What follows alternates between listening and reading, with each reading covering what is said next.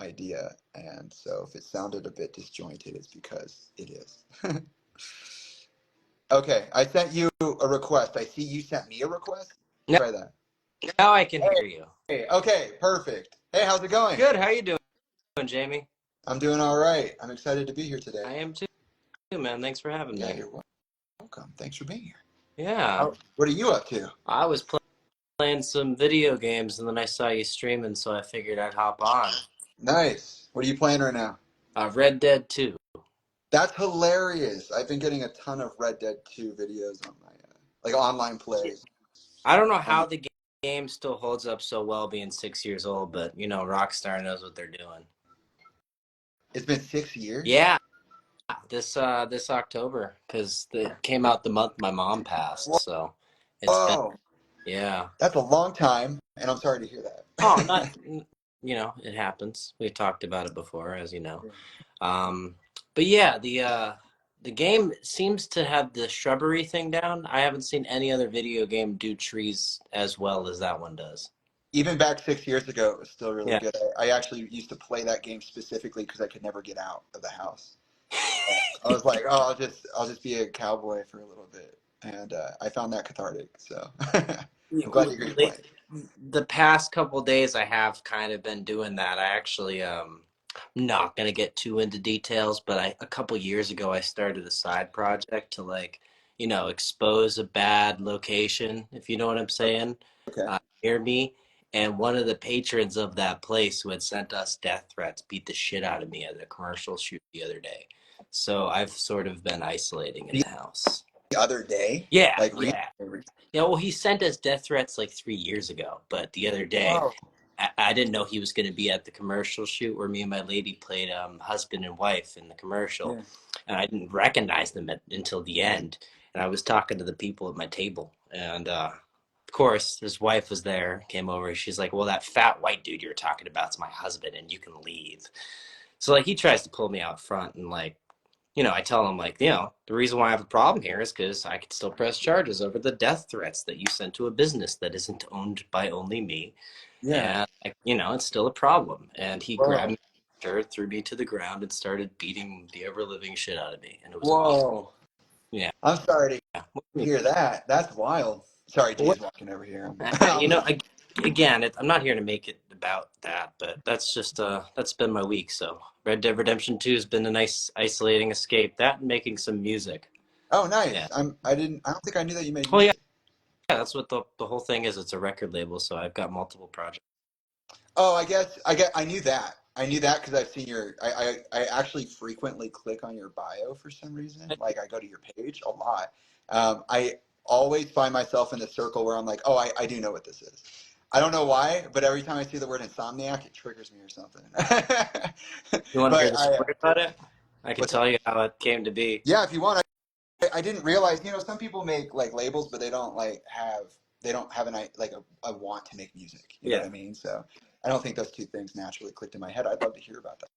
Well, it started as my high school band. But my last 2 weeks of high school, I started this band with my friend Steven and my other friend Max and my other friend Cody, and we decided to come up with a band name. And I was like to Steven one day, we were getting stoned in my childhood friend Chris's room, and I was like, my favorite Green Day album's Insomniac. What's the band name? And he's like, well, Dreaming Insomniacs. And I was like, all right, there we go. That's actually really cool. That was it, yeah. And you Oh, just their coffee company just endorsed us, which is really weird. So it's come like full circle. That's interesting. I've I given them love a that. lot of money though, so it's kind of That's really it's kind of warranted. yeah.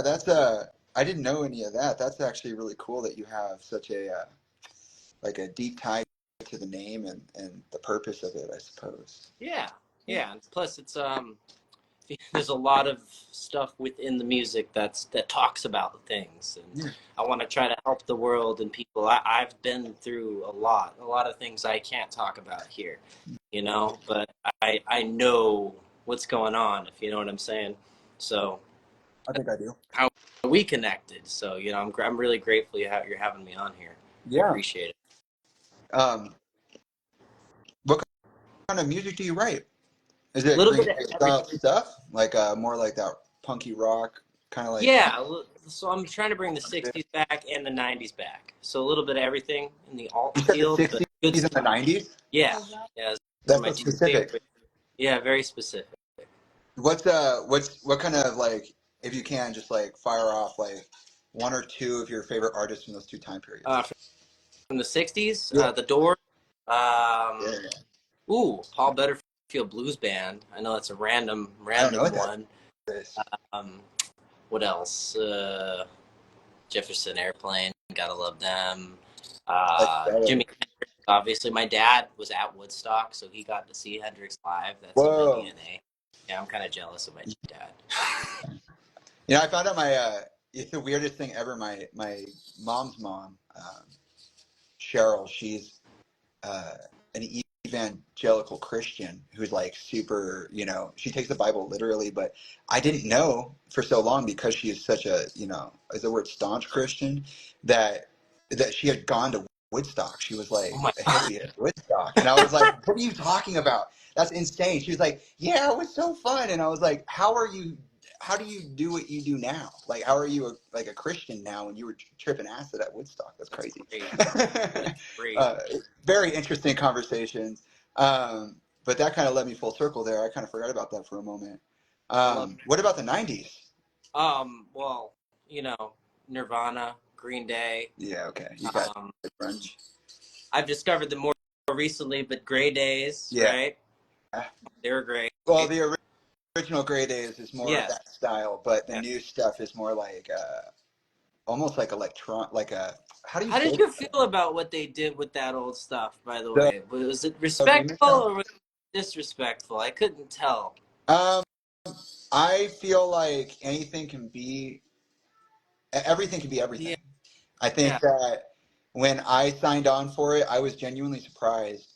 Which I say in I released like a promo letter on my Instagram way back, so you can find it Yeah. if any of you are curious. Yeah. I've been Um, into everything you've been posting. It's very important. Thank you. oh, Seriously. thank you, and I appreciate you tuning into You're that. like the only one who's close to this Unfortunately, about the truth and not just trying to make it into this martyr thing that it shouldn't be. It's disgusting, I, you know? and that's where I feel like the Gray Days thing kind of turned into a disrespectful thing, And I talked to when Sean brought it up to me, I was surprised because I didn't know he was doing that. I didn't even know there was a show planned for October. In fact, that the last time I heard about Gray Days legitimately was when I met Chester in like 2002. So it was like, or even a year before that, so like 2000, 2001, like back when Linkin Park was breaking. I didn't even know Linkin Park was something I mean, I was a kid, but also I didn't know Chester was my dad yet, so I didn't Yeah. know. I was introduced to him through Gray Days and then through Linkin And Park. My mom sat me down and played the records. So I had like a vague memory of the music, but I didn't realize that he was like in the band again. And then when he passed, people were like, Sean was like, "Did you know that this was happening?" And I was like, "No, I had no idea." He kept it very, very much so, like close to his vest, and or so to speak. And so when Sean like randomly hit me up, I had in the beginning of 2020, I had offered to do music video for him. Like I was just like anything, I'll help because I perceived the Amends album to be respectful. I thought that's what was going on. He made it sound like that, and so I was like, well, I don't really know Sean like this. I didn't really know this was happening, but I'll offer my services, and so that's eventually how I got the Soul Song video. But that happened long in the future because I ended up first doing vocals for the album. Specifically, he offered me 3 songs. I ended up only doing Soul Song, but I wrote out like instrumental harmonies and vocal harmonies for More Sky and Down syndrome as well. oh wow, I didn't even know that. Yeah, nobody knows That's that. so They cool. basically, I got to the studio and he literally kicked me off the tube when I got there. I had practiced them and everything. He was just like, "No, we'll just do soul song." And I didn't even take that long recording. I was new to recording. I'd never recorded in a studio like that before, and that was kind of a daunting thing because it was at Energy, which is where Linkin Park I think recorded everything, or at least mixed everything up until like I want to say Minutes to Midnight or A Thousand Suns, but I'm not sure. Um, After that, they went and I think that's when they started using like personal studios. Like everybody, I know Minute to Midnight, Linkin Park broke the entire songwriting process down into like different rigs, so everybody had their own Pro Tools and everything. Oh, They go off and write all. I don't know if you know that. I did I saw this on Linkin Park TV because I watched LPTV that. all over again. Some of the shift in the style of the Yeah, music. it A basically lot of all six of them wrote their own songs, and then they came together and spliced them all together. So they had all their own material, like their own DAWs. They were basically trying to write as many songs as possible, and cool. then they brought them together and were like, "Oh, we like this part, put them together." And I thought that was really neat. Yeah, But I like I the don't later pop stuff. I even love One More Light. I don't know why people talk so much shit about it. honestly, the reason I talk the most shit about One More Light is because of the circumstance. Oh Because I no, was there for some of it. So it's yeah, like I know a lot of people love that album, and I always want to say, like it's not bad to like that album. no, But as the kid in the situation, it's kind of right, a yeah, thing. You know what I mean? But let's see. When I found out about like the song process, I basically had a week, I think, or two. Like Sean basically was like, "Hey, you want to come in and record this? We're gonna do it." And I was like, or we've been doing it. I know for him it was a longer process because for as irritating as Sean can be to me, he definitely did face adversity in trying to get the deal figured out for the album and trying to record the whole thing. So not only was I there in the place that Linkin Park cut its teeth, oh, shit. but also I was there with like 2 weeks of advance notice, and I had not been singing at the time either. So what's funny is I will say I've been saying recently, just like flat out, I don't think I was actually mixed into the Soul Song final cut for the song. I can't hear me at all. Like I know what I sound like. I listen to myself for a living. Almost everything that I post, I rewatch Yeah, just so that I'm clear on what I did and did not do. You know what I mean? do that too. And I can't hear myself. And I also listen to music for a living. That's literally what I spend Yeah, my time doing. And I don't hear myself in the mix. And I hear stuff in people's mixes all the time that I never heard before. I'll be listening to you know, like a Tyler the Creator album like years later, and I'll be like, oh, I just heard that ad lib for the first time, or there was this whole talkie part behind the song I didn't even realize. And that's like 2 or 3 years on in the future. So like I have a pretty good ear and I don't hear myself. So I just kind of feel like either I'm not jaded anymore either. Like I listen to all the Linkin Park albums. Like I know all the songs by heart. Like I become a real scholar about it. So I just really don't feel like I'm in the song, and I feel like I kind of got gaslit about that. But in honesty about like the entire process, meaning not just Amends, but the the stripped album, which is the acoustic album they released somehow in between Amends and the Phoenix. I was just kind of like, what is going on? And at that time, Sean had told me, he literally told me, he was like, I will bring you back for the next album. And I said, okay, well, keep me in mind because I would like that. And he never asked me back, weird. which was Like, really yeah, weird. but with you, you know Well, what I mean? he didn't, I can't say certain things about the album at this Yeah, time, but I will say if you look at it, certain things may become apparent. But also, I talked to him later, and this was in March of 23 when he tried to gaslight me into that fist fight.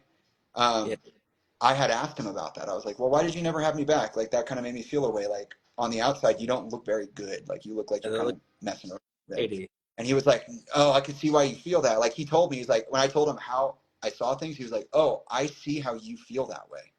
He's like, I understand. And he said, I didn't let anybody come back for the album. Like I wanted to have a fresh sound. And now even at the time, I was like, this is not real. Like the same artist could make 5 albums and they all sound different. Right. It's the same artist, people have their friends on the same album all the time. They don't even have to put them as a feature. They put them as like a producer Yeah. credit.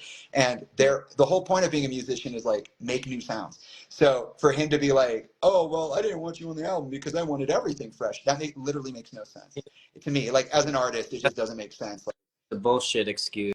I don't get it. And then right after that, he walked back on everything that he said he thought about what I was saying, the evidence I showed him, and then by the end of the month, he was gaslighting me into a fist fight. So it was just like super bizarre. And at the end, I found the entire thing disrespectful. Months But I was before, actually a supporter of it a for a few while. months before that, they were going to come on my podcast and just never came Oh, on.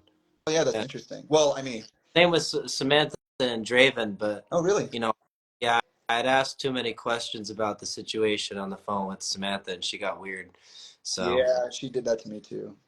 Uh, ah, okay. yeah. Really sweet. We like spent months planning the podcast, and the whole plan was if it went well, Draven was going to come on too. I was going to Wow. have her, but it just didn't happen, Well, and I that's feel bad. interesting too, because was that around the time that F with Me came out, or? It was around the time the Grey Days album came out, where they had taken all those old recordings of your dad and made them new. It was really Oh, weird. so it was like Yeah, 2020 ish. too. Yeah. Fall 22, Yeah. and I was working Oh, on an that was 80s pop rock album for the Dreaming Insomniacs, where I was going pretty heavy on some themes. Like yeah. one of the verses is like, "I have made a vow not to end my life, so I want you to know now if they kill me with a knife and say that I Yeah. did myself, just know that I put up a good fight, and in the end, I knew what was right." Like the fact that us as musicians and That's pretty artists good. I like that a had lot. to come to that point is really fucking sad. Yeah, that is interesting. I have been repeatedly and thoroughly baffled by their responses to me.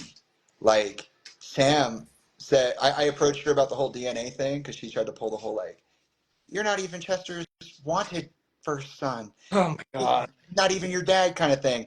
And but he chose to be your dad, so that's the thing. And I was like, okay. And then somebody sent me a tweet, and it was that from the past when I had like pissed her off before, I guess. Yeah.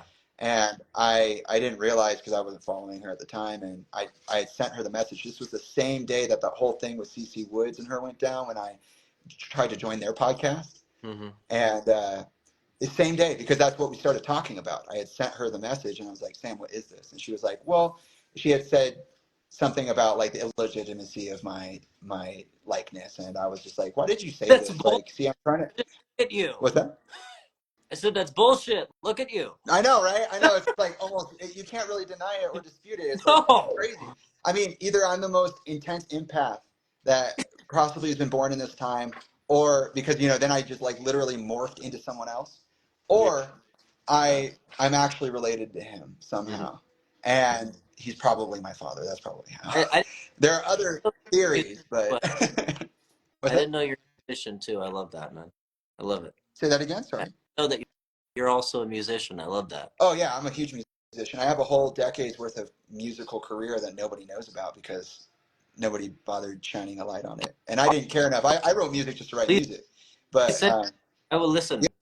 I'm an yeah, avid of music. I'll send you some stuff because we're actually today on YouTube going to go through some stuff because I'm putting together a mixtape now and moving forward with my music, and Tell I'm you just something.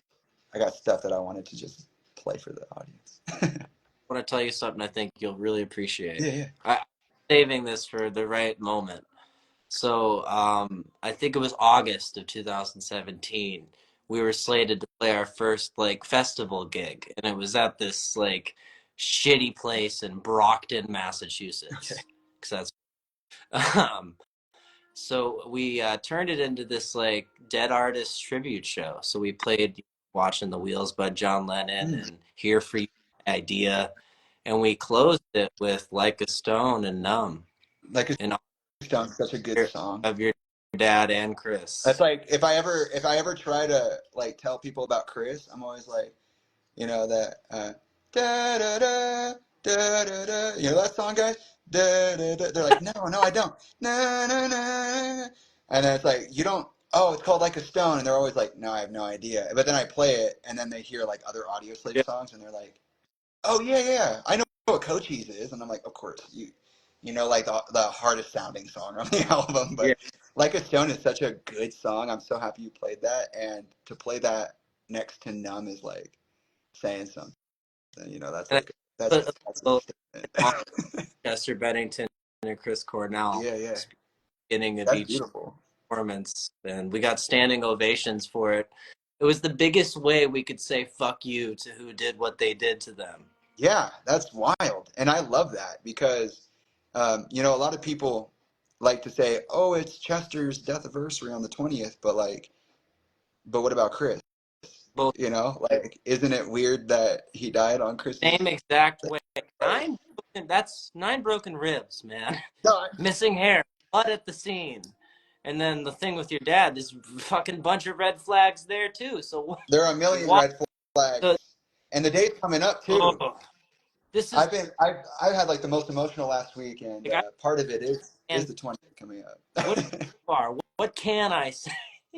Yeah, there's a I try my best to not speak in code, but sometimes it's just better to Yeah, use other art to say something. It's like, yeah. how many times has a guy got to write an album about the same fucking thing before you Let's just start say, realizing? okay, I'll speak in code. Let's say the driver is curious, Yeah. and that's what pissed off Samantha, and the fact that I had mentioned our conversations to my ex-girlfriend. Uh, But I think the driver did it, if you know what I'm the saying. driver Uh, is a very interesting question. I'm very curious why management never bothered to offer a statement on why they changed the rideshare service by 4 hours. Jamie, I'm in audio engineering school. That voice is 100% matched to a member in the band. 100%. The the one who raps. Really? I heard that recently. Somebody Yeah, brought that up to me. I said, I don't think that I didn't hear that when I I've heard the known voice. that since I first listened to the recording, and then I looked at the waiting for the end video and all the symbolism they put into that. And then I read Samantha's book. Even though she talked a lot of shit about your dad, she put a lot of valid points in that book about things. Yeah, I even asked Sam about that. She said she didn't include me and what's her face as my mother. Just like she just didn't acknowledge us at all Yeah, officially. And she's like, I pointed out that she had like not said anything about us, and that was super I, strange. And she was like, well, I I'm giving you the opportunity to do that. And I was like, in what way? You literally didn't talk about us at all. Half of your relationship with my dad, if not all of it, is literally around me. yeah, I really Like that's it's like me. that. I really didn't like that book, Jamie. I didn't like I'll, it either, and I told her. listen to it on the audio tape. I Like listened it to it. really just all shit talk about your dad. I I thought it was an interesting book, and I'm not bashing Sam necessarily, but I Not will bad. say that it's poorly written, and for a Yeah, book about her being a rock star wife, she talks almost nothing about the actual rock star, almost yeah, entirely about herself, and also I know certain things about the timeline, it doesn't fit, and also she completely X'd me out of her book, and then later, after I reconnected with her, by my choice, which is all documented on Instagram, told me that she gave it to me as a way for me to have a way to speak. Like, oh, I didn't want to tell your story for you. No, you know what you need to tell is the story, because guess what? Now you're saying there are 0 paternity tests that were verified, that there was no acknowledgement of my actual DNA connection to Chester, that he didn't want me, and all these other things. And you're saying this publicly. And also, there's a huge problem with me and my mom, because my mom doesn't want to tell me what happened back then. Not that she necessarily remembers, but she also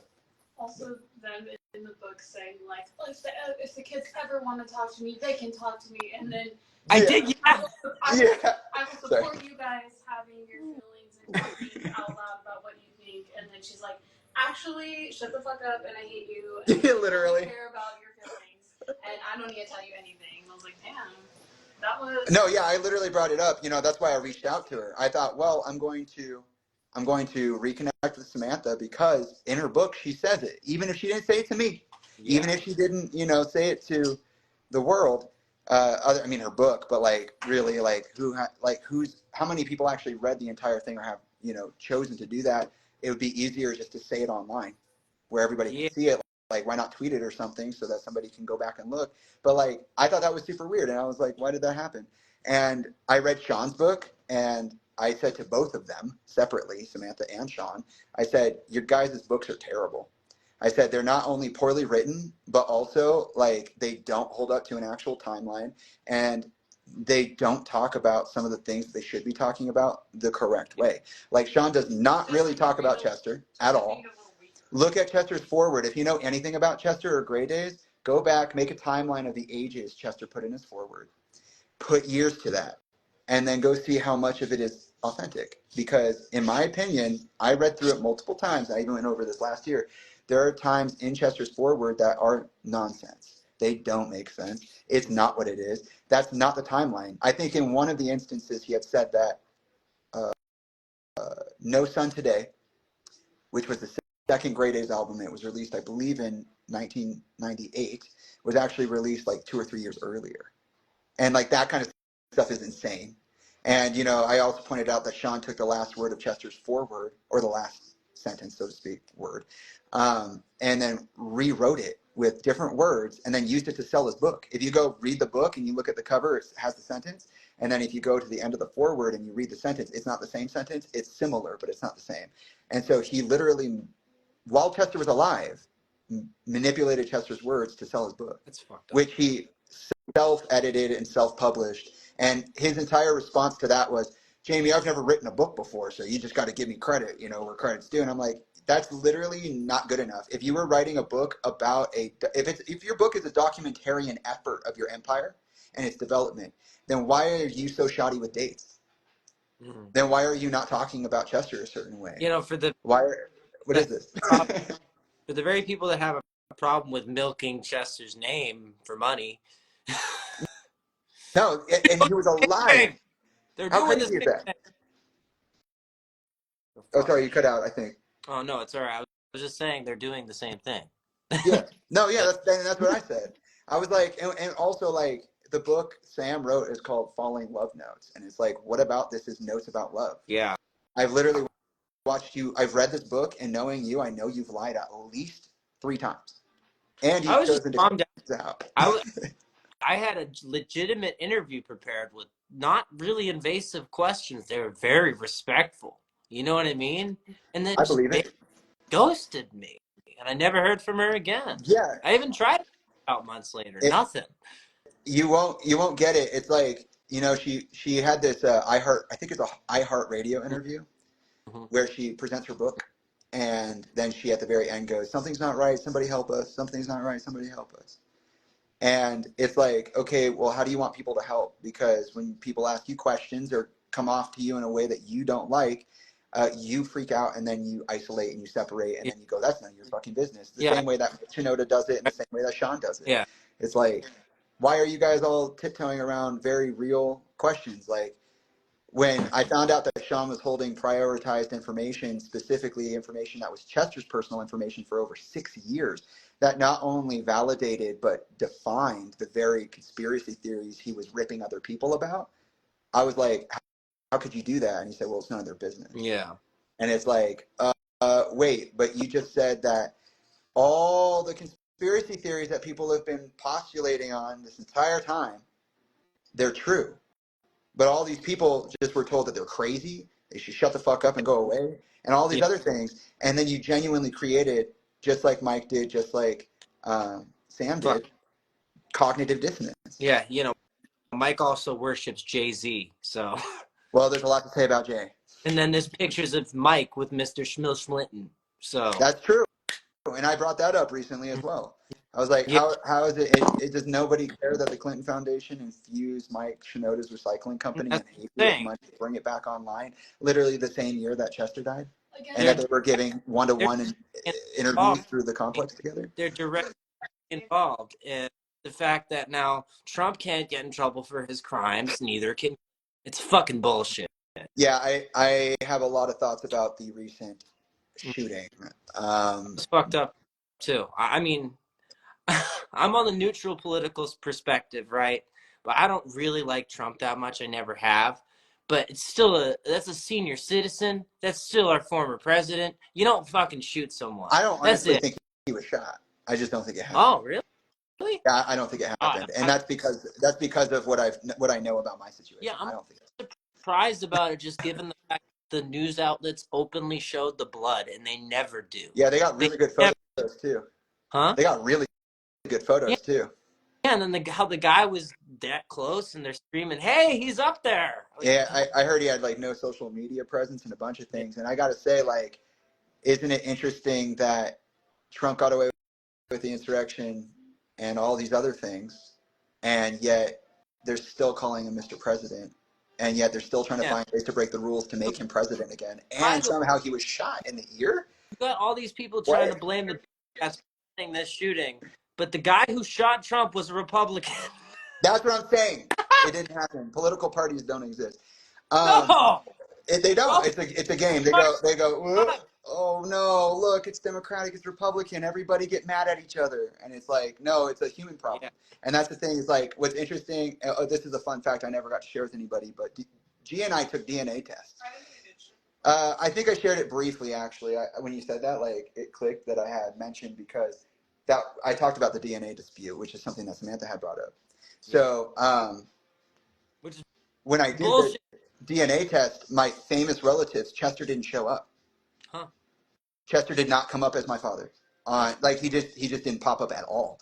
Like there was, you'd think like, oh, you know, he's really famous.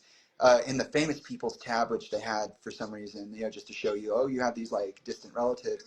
I was expecting to see him, and he wasn't there, and I was like, oh, that's interesting. But you know who was there? Oddly enough, Who? Bill fucking Clinton.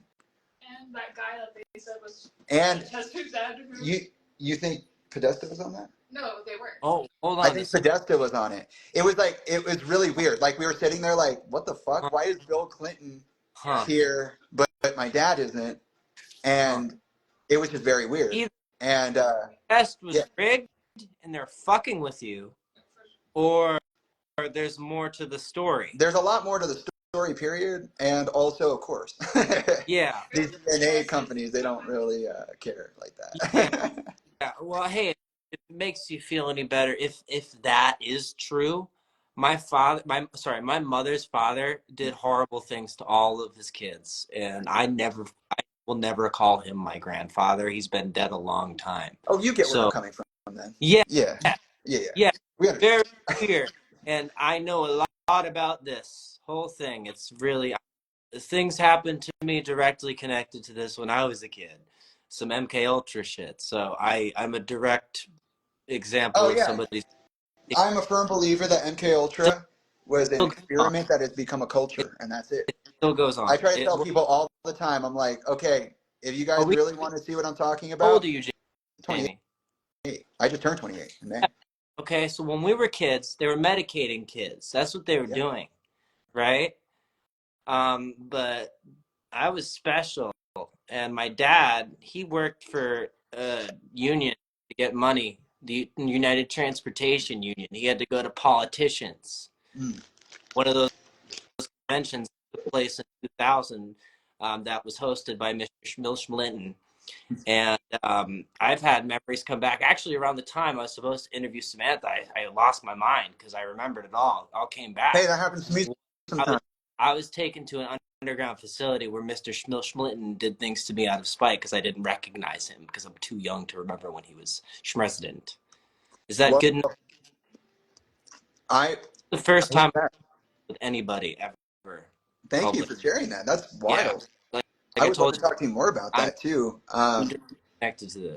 I think that live stream could be challenging to share that information just because of the people involved. That's why I said But Clinton. I didn't say I know, Bill. I know, I know. I didn't hear nothing.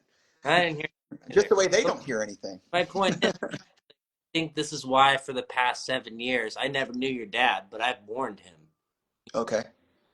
It's been hard Yeah. because not only while this shit was happening to me, his music was on the radio, helping me get through shit.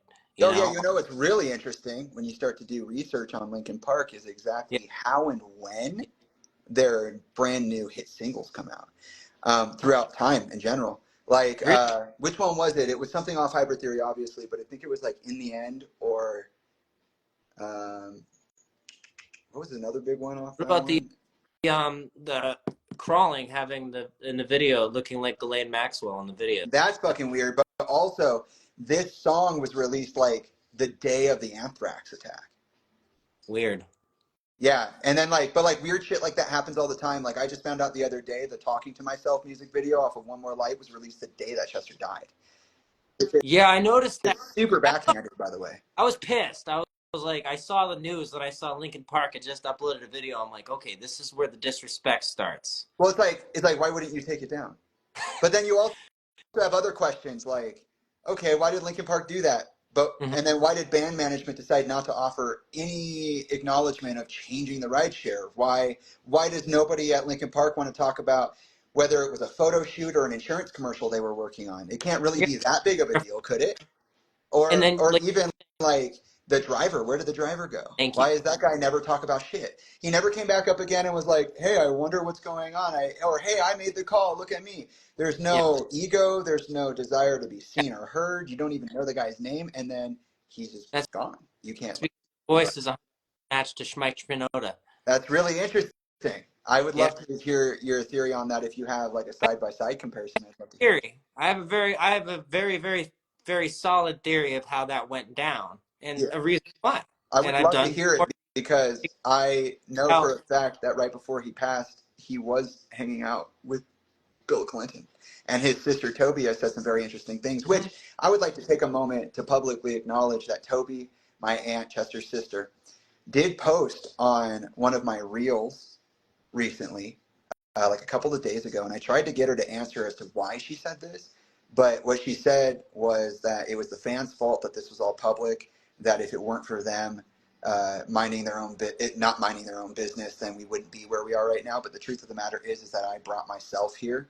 I made this conversation happen because I wanted it to yeah, happen, and I am talking to the fans right now. So it's I don't know. She said something like, go find your own life, in parentheses, and deaths, and I was like, that's an extremely veiled and potentially violent and offensive thing to say.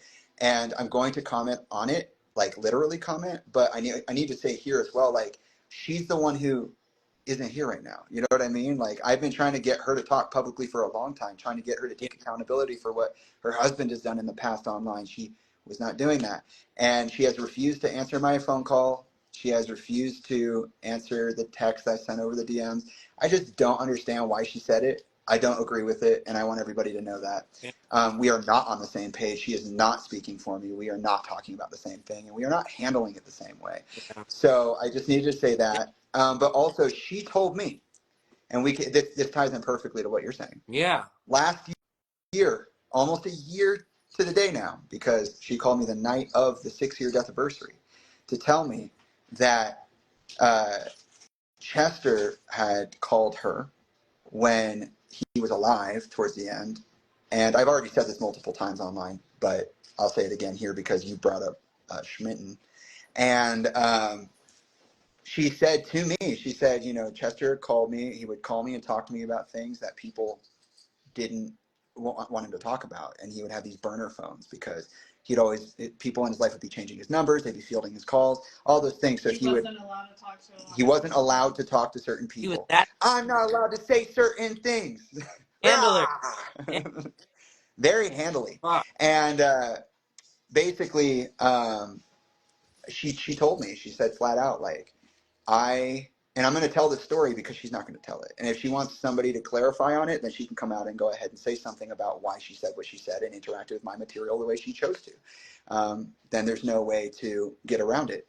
So here it is, since you brought up Schmitten, I will tell you what she said. Again, for those of you who have heard it, here it is. And for those of you who haven't, buckle in because it's fucked.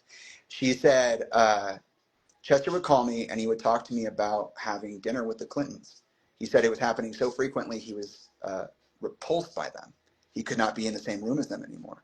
She said that he would call and tell her about it and how disgusted he was, and that he was very frustrated because he didn't want to hang out with them, but the guys in Lincoln Park did. And then he said that he can't tell her what he's working on. But I have a huge feeling that for some reason it has something to do with his pioneering of a human trafficking defense effort in Orange County in 2014 with the district attorney of Orange County, Tony Rackakis, is one who's been trying to tell people that Chester did this in 2014, less than 3 years before he died. And almost to the day, the confirmation that Tony Rackakis shows, he died. Yeah. You know what I mean? Then So it's very weird. you have rooters and all these PolitiFact sites trying to say that Chester and Chris weren't involved in that documentary. No, they weren't involved in that documentary. They weren't at all. And by the way, Reuters is funded and owned by George Soros. So take that with what you There's a will. But lot to talk about the way that it's yeah, institutionalized for sure. it working on shutting that shit down. And what started all of this, unfortunately, was in the last few weeks that Chris was alive. He was running his mouth on stage about it talking about how modern day slavery still Mhm. exists. It happens to women and children and men all around the world Yeah. today, and it needs to be put to see something, say something, and do Well, something. apparently, yeah, no, you're right. I do know that he was very vocal about it. Extra, And the thing that's really interesting. Oh, yeah, go ahead. sorry, he was extra vocal in the last few weeks of his life, like even more so than he had ever been. Yeah. Like extra. Well, I was watching a comparison of his shows because somebody was trying to say that, or a lot of people are trying to say he looked and sounded different than usual. But the fact of the matter, too, is that when you put him side by side with all these shows, and then you put the actual recounting of that final show back to back with other Yeah. reporters, it doesn't add up at all. Like No. people are literally creating and Hair. losing He's an not image. performing right.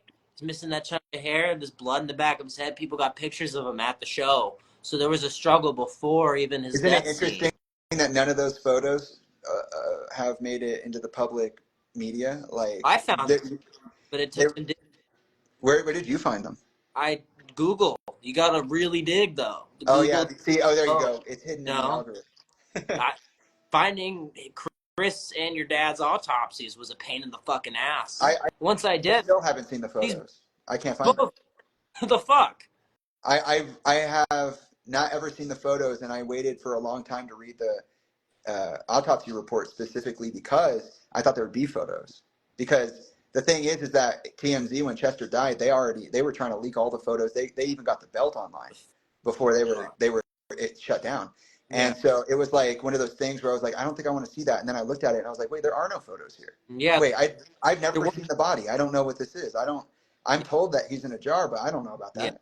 I don't yeah. know because I wasn't even around him for 6 months before that. So when but to go back to what Toby said, to bring it back to the uh, Haiti thing, she told me that Chester had specifically said that he was working on something with his quote buddy Chris. He did not say Cornell, with his quote buddy Chris, and that he can't talk to her about it because she might lose her life. But when she finds out what he did, she's going to be very proud of him. And that in specific, he had seen what was on the hidden server in Hillary's basement. Ho ho And ho that ho. he had his Ho, ho, mind ho, blown, ho. and he literally couldn't say what it was because he couldn't describe it. He had to Okay, get evidence. because That's what I Toby said to me. And I said, what are you talking about, Toby? I said, it's been 6 years. Why have you not brought this to my attention at all, or to anybody? And she's like, well, actually I did. And I was like, you did? When? And she was like, well, I actually interacted with a group from Europe. They came over. They were fans, and they had. I was going to show them. I was going to tell them, and they were intercepted by Warner Music Group, and weird. they were sent back, and they were told not to come back, and they were told not to engage. And then she was interacted with by Warner Music Group Now I don't know if this is and true, Jim. shut up, basically. The research I've done, allegedly, what really sparked Chris's tirade about talking about this on stage, that sparked this whole thing, was Tom DeLonge, because he had a connection with Podesta, given the whole NASA thing for the alien shit he does. Okay. Essentially had sent Chris Cornell an email video of the frazzle drip thing. Oh, you want to know what's super fucking weird? Is that the same time that the Clinton Foundation, and I've said this before too. So, and by the way, everybody who's watching who wants to know why I was so fiery last year, it's because when I went to stand up for my friend Trish and talk about the conservatorship that seems to make up Chester's existence in the most subtle ways, I ended up getting facing attempted hacks. I was hacked and attempted 10 times throughout the entire time I was talking live. And that's because I was sharing information. I was talking about how Linkin Park, in their own words, have actually used the Freemasonic alphabet, actually do use codes in their music videos and their music, that they are doing X, Y, and Z. And I brought Sean up as well. And the reason that I did everything I did, the reason everybody was so confused is because when I got online, I knew that there was somebody who was going to shut me down because of all the things I'd researched. I knew that there would be somebody who would try to make me look crazy. They would try to attack me, and they would try to, at the most intense, aggressive way, take every bit of my legitimacy away. They would try to stimulate me into a reactory response.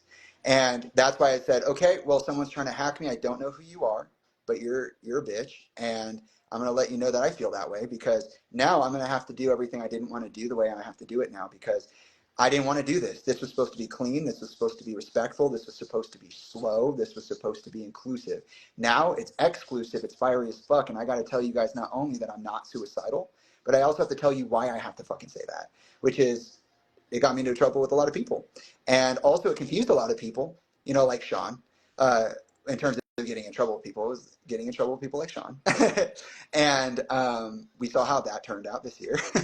And it resulted in this kind of confusion, because I had to tell people I'm not suicidal, and this is why. That's why my bio is like that. That's why the other day when I repeated my bio on Threads, somebody was like, oh my God, you're looking for attention. What the fuck's wrong with you? Everybody else in your life can have their own platform and they don't have to bring your dad up. And I was like, wait, but they all do, but intrinsically and also extrinsically. And you know what's also, you know, interesting about the entire thing is I literally said, this is happening to me. This is why I'm saying this. So I already knew all this was going to go on. And then, you know, to make matters more interesting, there are these Clinton. I'm just going to say it because I'm already. Everybody already knows. Like, what you can't erase it at this point. No, There's nothing I can really hide from. I've been too transparent. That on the person who was fight club. going to hack me, people were like, why don't you just block them? Why don't you just change your password? I said, because they're using an email that I have on my bio for everyone to use to contact me. So one, it's an open channel from me to other people, and they're not going to impede that. Two, I'm not dealing with an anonymous hacker. I'm dealing with the people who own the fucking platform. Okay? If they wanted me gone, they would have done it. If they thought they could do it, they would have done it. This person is literally just razzling me. That's all they're doing. They're razzing me. They think that they're to get a reactory response out of me, but I've been planning for this for years. So, you know, to bring it all back to the Clinton situation, I knew it was that serious when I came online. I knew that's what was going to happen. That's why I dripped it. That's why there was a drip from the faucet before there was the faucet being turned on, you know, and this is the faucet being turned on. So with that being said, you know, it's really interesting that you have these connections to that issue, that the issue is so prevalent, because isn't it weird that Chester, the year that he died, he wrote Cross Off and then it was never released until 2019. He wrote Cross Off in April. The song he wrote with Mark Morton about coming back from the madness, swinging through life like a clenched fist, fuck sanity, I want to bleed, all I feel is pain and misery. That song he wrote in April. He wrote it a month and a half after I told him I was suicidal. Yeah, and you know, a lot of people try to utilize the words that Chester sang as a defense of the narrative that he committed suicide. Mike Shinoda wrote a lot of those lyrics. That's what People, I'm saying. I tell people that all the time. Like, you could think One More Light is what it is, but also you have to realize Mike wrote most of that fucking he wrote album. most of that album, and also Chester was dealing with his own problems to such a degree, his own even substance use issues, that he re-recorded every vocal. Yeah, You know how I know that? Because he said it to me. I love that. He shared that He with just you. talked about it. He was like, I didn't like the way I sounded. That's So I cool. went back and re-recorded it. That is, And then on top of that, what's even crazier is that not only was the song not released until 2019, but there was released with no ceremony. So yes, his name was used to feature it and promote it, but Mark Morton never talked about when it was recorded or what it means. He didn't go on and say Chester said this right before he died. He didn't do that. That's very weird. That's why I said, where's the accountability at last year? And then here we are, and we're still going down the timeline. So that's in February, I told Chester that I wasn't feeling good and I didn't want to be here anymore. In April, he recorded Cross Off. And then by the time May rolled around, he was promoting Hillary in the campaign against Trump. He, at the same time, the FBI was looking into Hillary Clinton and her unsanctioned secret server in her basement, which she deleted purposefully over 33,000 articles from. Yeah, yeah. 13 phones. She was being investigated for breaking like literally every rule. And And you her, got all the emails about sacrificing chicken to Moloch and well, okay. So it gets even weirder, because at the same time they found the server. At the same time, the DNC was there was a hack on the DNC, which showed that they were all lobbyists and that they were all promising each other payoffs for enforcing policy and paying off certain fees. Like, I'll give you X amount of money for you taking this position. That was happening. And then at the same time, John Podesta's Gmail got leaked, And that's where Pizzagate came from. Which So it all happened at the same time. And then we'll get back to that, because this comes back to exactly what you're talking about. And this is where people started to conflate John Podesta is Chester Bennington's father. I'm not saying it's not true. I'm saying that that's where this started, is because those three things happened. And at the same time, Trump was doing his bullshit. So imagine how confusing that was. Yeah. And then he turns around, he's like, go Hillary, go Hillary, go Hillary. He's literally saying that on Twitter, and then he's showing Bill Clinton around the Haiti facility. Right. And then at the same time, he's saying, I've learned that the true change comes from within. I'm not playing this game anymore. And he made a verbal statement. We need peace. We need justice. We need love. We don't need pride. We don't need vengeance. We don't need these things. He's talking about reconstructing the entire thing. And so within that time period, Sean Dell released his book. At the very end of it, he reveals the foreword's fucked up. That's Chester's. He uses the last line of the foreword to sell the book. He rewrites it. That's fucked up. And at the very end of the book, he releases, which is why I brought up the Freemasons last year, the information that he chose to be a Freemason and has been studying under the Prometheus Lodge in Gilbert, Arizona, which is where the Mormon Temple is, by the way. I know because I lived there. I went to middle school there, and I went out of there from there to Tempe to high school, where I went to school where Chester used to perform at the Electric Ballroom, which is now the New School for the Arts and Academics. It's a charter school. Somewhere that one of the members of Gray Days is involved with the Masons. Well, so one of them is Sean Dowdell. At the very least, is Sean Dowdell. And on the book, he's doing the thing. He's doing the hand sign, and he's sideways. Look at the cover of the book. He's doing the Illuminati diamond right in front of your face. Yeah. And what's crazy about that is that podcast. Jesus Christ! Look at the things I talk about. Yeah, and all of this. I know nobody wants to talk about this. Nobody wants to talk about it. That's why when I was with talking to Sean about the DLC deal, the one that he tried to gaslight me into a fistfight over, I was like, I have no say in conservator decisions. Like, I don't have say in Chester's name and likeness and the way it's used.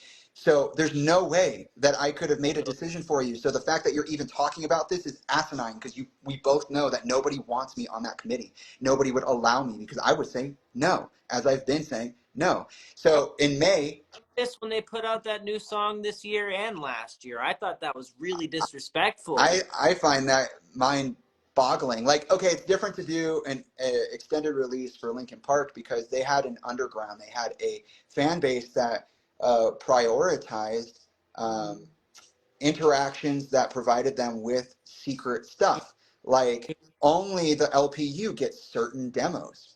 Yeah. And that makes a lot of sense to me. Okay, make a demo album then. But don't put new stuff out. Put the old stuff out. You already did the LPU re-release, whatever. But maybe add some other stuff, way back from the Zero tapes or something like that. But don't release brand new singles. That's crazy. That was my opinion. Look, you're Chester's firstborn son, and you're not seeing a fucking dime of it. Look how wrong that is. I don't get anything from any of these things. No. Okay. I'm totally disconnected. The year after this happened, and then subsequent years, you got Mike going on podcast saying that if he was part of the Illuminati, he'd have better numbers. And then the year after that, he is, though. He does have good numbers. He has good numbers. He has an incredible net worth, and he still has a career. Died. He was getting 200,000 views a video after Chester. Yeah, he has one of the highest viewed videos of all time. And it happens to be the music video where, I'm sorry to point it out, Linkin Park uses the Freemasonic alphabet to embed actual messages into their set pieces. Yeah. No, I'm talking about the solo career after. He tried to say on podcasts that he's not part of it because he'd have better numbers. And then after that, he started getting millions. Please send that to me. I would love to see that, because he was. You know who also was a part of that entire group? That's what I'm saying. Okay, god damn. And guess who produced Mike's first solo album, Rising Tide? Jay-Z. Guess what album they made together when he was only supposed to be doing a couple of songs for an MTV TV special, and they destroyed the entire program because they wrote an album instead. That was called Collision Course. They still won a Grammy. If Mike could suck Jay's dick, he would. How was he going to say he would have been a bigger celebrity when they were huge? Literally, he can't say that he never made it like that, because he absolutely did. Also, Jaime, I love the Scream movies, But when they brought him in for the 6th movie to have his single be like the title song, I was pissed. I was like, oh, okay, now Mike's just trying to be Chester at this point. Well, Okay, all right. well, is that true, or is Mike the one who always pushed them into movies? No, I'm saying like the Scream way is not the the first franchise way that they were involved in. these We're talking things about own something like Little Nicky, and also which is an Adam Sandler film from way back in the day. And then yeah. there's also like the first 4 Transformers movies. Yeah, and then for some reason the Miami Vice movie with the Jay-Z thing, the encore Oh, really? numb. I don't think Yeah, I don't think you recognize that. theme for the Miami Vice movie that was horribly miscast with Colin Farrell and Jamie Foxx decided to use the numb encore mashup for its theme song. That's so interesting. I don't think I came across that in my research. It's not a very good movie, but it's there. Um, G was saying something. Sorry. Oh, just that. No, No, it's no, okay. you're good. Just that when you guys were talking about the timeline, I was thinking, or maybe I'm wrong, that wasn't that the time too that they had put him in rehab and then like he's on all the stuff again. He's like, actually, I'm sober, and they told me I'm sober, but I need to stay. Oh, that was another. No, Yeah. that brings me back to Toby because Toby told me, and so did Susan. And I'll say this. I'll just say it out loud because it needs to be said. Toby had told me, and so did Susan. I believe it was also, they clarified this, it was also last death anniversary. It was the 6th one, the same time they told me about the Clinton stuff. Yeah. That when in February of 2016, when Chester was shipped off to Cirque Lodge in Utah, which is a rehabilitation center, they send a lot of celebrities for his substance use issues. This is where the whole antidepressants conversation comes up around when you talk about his death. It's like there are 3 different narratives about the antidepressants and when he got off of them and who knew about it and who didn't. Legitimately, go look at the articles. They tell different things. But the family also has different narratives. Like, there's no actual. Everyone's like, but what's the real true Jamie? And it's like, I don't know. That's what I've been talking You didn't tell me. about. You won't tell me. I don't know what the truth Well, is. Who knows? Even how do you trust it when you have Talinda posting that Chester didn't kill himself and that she slept with Mike and all that stuff, and then saying that she got hacked? We all know she did that. I'm not at liberty to talk about that, but I can I'm sorry. receive it. Okay, all right, I can fair. receive it, but I can't say anything about that. Sorry. But what I will say is that Toby and Susan had said to me that when Chester got to Cirque Lodge, they tried to let him go. Oh, like kick him from the band? No, they tried to kick him out of the rehab Oh. because he was sober. He did not Oh. have a problem. Right. And Exactly. they said that categorically the rehabilitation crew said that he did not fit the intensity that their other clients do, and that he really didn't have a reason to be there. Almost. So they were like, you should just kind of go because this is kind of expensive. Yeah. And he said, no, you should keep me here because I have a lot of anger to work out and I can't leave. If I leave, I might hurt someone. Yeah. What? Now that's the thing, though. If your dad could keep his shit together in front of tens of thousands of people, right? If there were things around him going on that were pissing him off to that point, it must have been really fucking serious. It must have been really serious, especially because a little more than a year later, he was dead.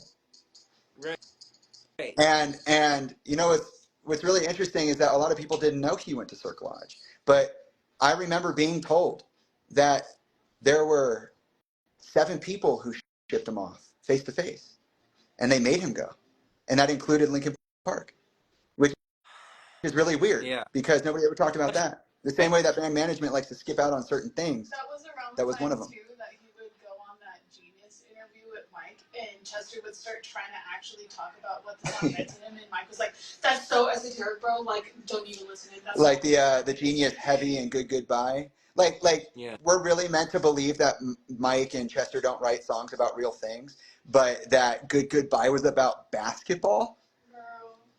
Get out of here! And also, I think I saw a featurette recently where Chester, I think it was Sandra who sent it to me, or it was just posted about it, where he was talking about Heavy and why they had Kiara on it, and he was talking mad shit about himself. Like he was like, yeah, I just sound kind of self-centered singing a song like that, just me, you know. So we wanted to like diversify it and give it a little bit more of like a dichotomy, basically. And I'm paraphrasing, but you know, this is what I took away from it. And that ended up being Kiara, which was really interesting because that didn't come out for a while, or that wasn't talked about in a certain Yeah. way, and Yeah. that And was then she interesting to me. didn't do anything until recently, by the way, since then. That was a very weird thing, and I actually had a couple things to say about Kiara that I haven't said yet because I don't have any bad feelings for Kiara at all. In fact, every uh, interaction we've had has been extremely positive, and I don't want it to come off with all of this other stuff as me saying like you're the problem, because it can sound like that given all the harshness of what we're talking about. Like Yeah. in reality, what we're talking about is scary as fuck, is very real and violent and invasive, and Yeah. any of it's true, which at this point it's all hearsay because there's no, you know, there are pieces of evidence out there. Like I said, I have my body of evidence, but you know, there are elements of it that are still missing, and they're missing for a reason. And in my opinion, the things that are missing are just as loud as the things that aren't. And you know, to go back to that timeline with Chester, in February, I said, I'm not feeling good. I don't want to be here anymore. He validated me. In April, he recorded Cross Off. It wasn't released until 2019. And everybody was saying Chester was at his happiest, most successful, most strong, most ambitious that he'd ever been. But here he was doing One More Light, literally the song One More Light, when he wanted to be doing Cross Off. And Right. then you know that helps with the narrative, doesn't it? Well, Chester was singing about his feelings and being soft and emotional. You know, he didn't have any anger in his body at all. I mean, he was on Twitter telling his fans, well, I'm not 40, I'm 40 now, I can't scream about my angst like I did when I was a young 20-year-old. But in fact, he was still doing it with Mark Morton in Right. secret. And then by May, Sean Daldell released his book, and it revealed that he is taking advantage of Chester, and that Chester's timeline is out of whack, and it's almost like Chester was asking people to read between the lines. And then also in the same breath, he was revealing that he was part of the Freemasons, which I'm not saying all Freemasons are bad. I'm saying that it's Good one. interesting that this Freemason is There's the choosing to do certain group things. within the group, right? Yes. The group within the There's a group. group, and well, this is a big group, right? Freemasonry is a group. And then within that group, there's a hierarchy of different groups with different specializations, because that's really what Freemasonry is about. It's about specializing in the soul's journey and that cognitive growth. And so there are a lot of different kinds of Freemasons. And Mm-hmm. that's why I was being a little aggressive in calling him a master Freemason, is because I like to poke fun at him because he's annoying. And so then shortly after that, Chris Cornell dies by mysterious circumstances. And then shortly after that, the Manchester, or around that time, the Manchester arena in the UK is bombed at an Ariana during an Ariana Grande Yeah, concert, I remember. and that's a big thing. And then Chester turned around and said, "You know what? No, no, no, no. All of this I need to change." While he was going for Hillary, while at the same time, all of that stuff with the FBI and Hillary is going on, all that stuff with the DNC and Hillary is going on, all that stuff with John Podesta and Hillary's going on, Pizzagate's blowing up, Telling. and then Yeah. Chester dies. Yeah. Yeah. That's And fucking that's just crazy. There's two. context. That has nothing to do with the actual like facts of the matter. And we're not listing off sources or anything. And so it's like, okay, that right there is enough to be fucking weird. And then what's even weirder is that in the I've said this too, in the Heavy Genius interview, Mike Shinoda literally points out that Chester started a habit within the group of producers and band members of talking about real life challenges before every songwriting session, with Chester sitting inches away from him. And then as soon as Chester dies, well, we didn't know it was that bad. Well, we didn't know this was going on. I had no idea. Yeah. And then you start to look at it and you're like, wait, you just changed your fucking story again. Yeah. What is Oh, that? the robotic responses publicly from both Talinda and Vicky Cornell promoting the pharmaceutical industry. I've got things to say about Vicky that I can't comment on right now, Yeah. but in time I can. Oh, okay. Good to know. See, Same I thing don't. as before. I can't really talk about that, but I I'm received not it. as close as you are to this. I'm not like literally directly involved. I've just been researching this for Well, years. there are also random death hoaxes. Like 2 days before Chester died, it's erased from the internet, like a lot of other things. There was a hoax that he died. Yeah. And in 2014, within a week of him joining the sex trafficking task force Yeah. or the human trafficking task force in Orange County. Within a week, we were driving to San Diego Comic-Con, and there's a death hoax. He looks at it and he goes, "Oh, look, I died again." They were threatening him. Oh, yeah, but then you go back all the way to the beginning. My family was being stalked by the #1 U.S. military contractor, Sandia National Laboratories in Albuquerque, New Mexico.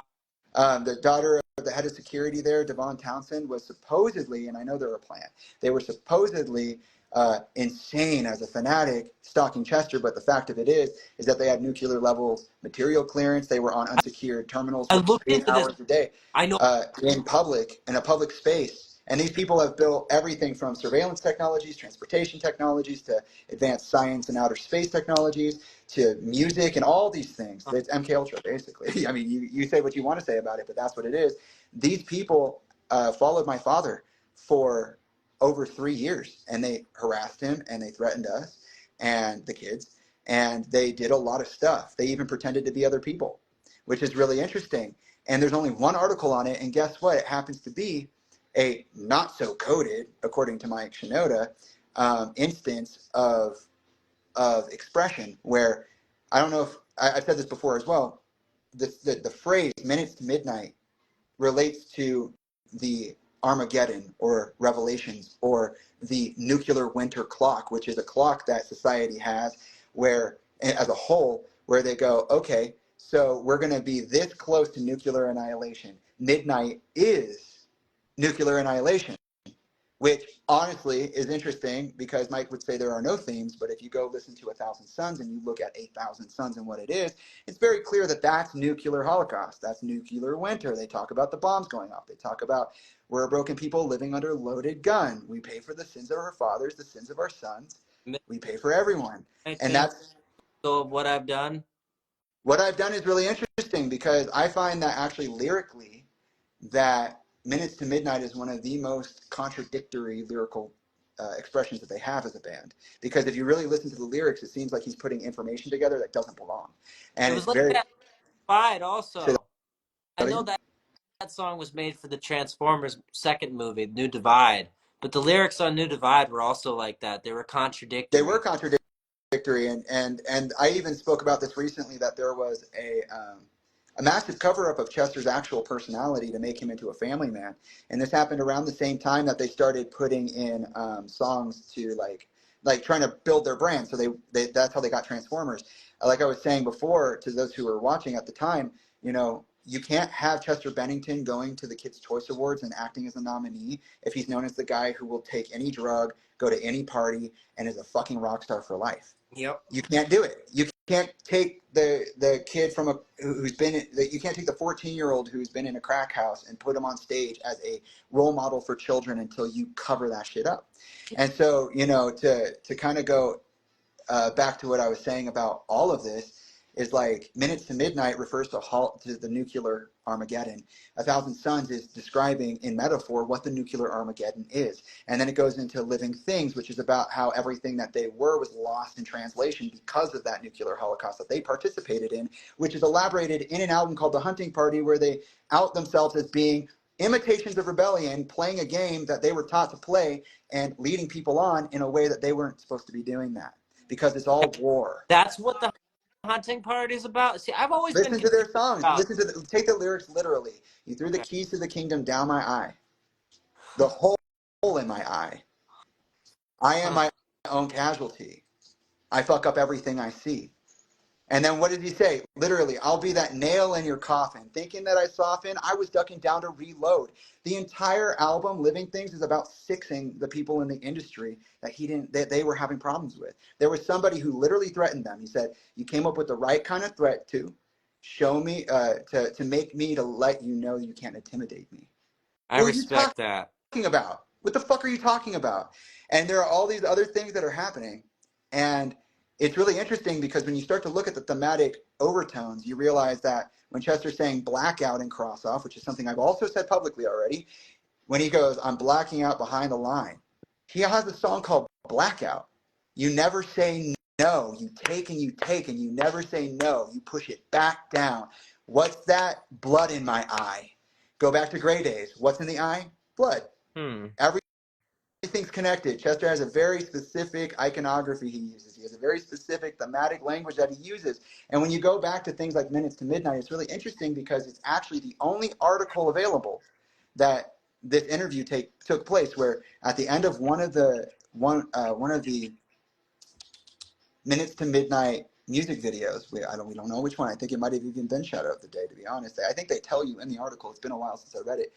But this interviewer's like, hey, this thing happened recently where you were hacked by somebody who guessed your password and they took over your entire life. Well, that turned out to be Devon Townsend, the daughter of the head of security, who worked at the same complex called Sandia National Laboratories in Albuquerque, New Mexico. And this person was doing a lot, but it was only during the time of Minutes to Midnight where Chester was talking about it. So the only article, the only interview that exists that explains any of this, how the DOJ, the Department of Justice, and the DOD, the Department of Defense, and the DOE, the Department of Energy, actually were in a legal dispute with my family because of the fact that Chester was being stalked by someone who they have acknowledged as their number one military contractor. They were using prioritized tech to do that. They had everything from graphs of proximity. They had literally everything, like lists of everything. They were literally taking in emails or information that they thought that they didn't want Chester to see, and they were scattering it. They were deleting it. They were holding it. They were only allowing him to see what they wanted him to see. They're saying, you act this way, you say this, or else. Well, literally that they had cyber attacks and someone looking into what was going on with their business because things have been going on previously. Oh yeah, that was the whole point too, is that this person had been hired just previously to this interaction who had won a $3.5 million settlement with against Sandia National Laboratories, because this guy, his name was Sean Carpenter, he was brought in as a systems analyst to track down a breach in the security of Sandia National Laboratories. What they found was that a Chinese hacking group called Titan Rain had infiltrated their system. But because the guy was a member of the U.S. military, he felt that it was his duty to share it with the U.S. military, despite the fact that it was a private company. Once he did that, and there were all these systems that were stimulated and all these processes that were set into motion because of this, he was brought into the office of counterintelligence at Sandia National Laboratories, was told by the head of that department, who was ex-CIA, that if Sean Carpenter had been one of his men in the field and he had done what he did, he would have beheaded him. Oh my God. He won $3.5 million or something around that amount. This happened right before this happened to Chester. And then this happened to Chester. And what's really interesting is that they arrested Devon Townsend. They took her to prison and they said, well, she needs to be here for her own mental health. And as far as I'm aware, and I have people who know how to look for things, help me look for these things, they could not find any documentation that said she got any kind of help. They couldn't find anything about what her actual time in prison looked like. They couldn't even find a record, really. They were like, she basically disappeared. And they tried to make her look like a fanatic. They were like, oh, she has stickers on her computer and she's wearing a Linkin Park jacket as they walk up to her in the complex to arrest her. That in her house, she's got Linkin Park stuff all over the walls, including this shrine above her child's crib. And she's this crazy person. But it's That could have like, all been set up. was it? That could have all That's what been I'm saying. set up. I'm saying it was. That's like I'm saying it is. I'm saying that there's no dude. doubt, especially considering a lot of the inconsistencies in the narrative that we're talking about surrounding Chester's life and my life also, because I was affected by these things. You don't use government systems and all-day work hours to look up something and be found out. Yeah, how is it that Devon Townsend ended up using an unsecured terminal and prioritized information or text information, systems or technology? How were they in an unsecured terminal in a public location, not being held accountable for their work, and they were spending months on end, 8 hours a day doing this professionally, getting paid for it? As the director's daughter, like you would have even bigger eyes. I didn't even know this is how deep this went. I found that information about this lady. Yeah. It took a lot of digging, right? I had to go to fucking DuckDuckGo, search Chester Bennington murdered, and then I found like after like 3 pages this website called themetalden.com, and this guy named Randy Rocket Cody has been like reporting on this since happened apparently, and he like knows people directly connected and a bunch of other things, but a bunch of the things he found out about Jaime align with what you're saying. I haven't tried to reach out to him because I don't want to. I get a little weird vibes from it, but that piece of information is on his website along with a lot of the other stuff. Yeah, and all this stuff I knew before I even went public. That's Yeah, why the second it happened, I went, nope, I don't know what the hell you're doing, but we're not doing that. And I was like, here's my the insurance policy. I'm not suicidal. remember when the internet tried to jump down it all being a conspiracy theory back in what 2021, right? And Say like that again. Sorry.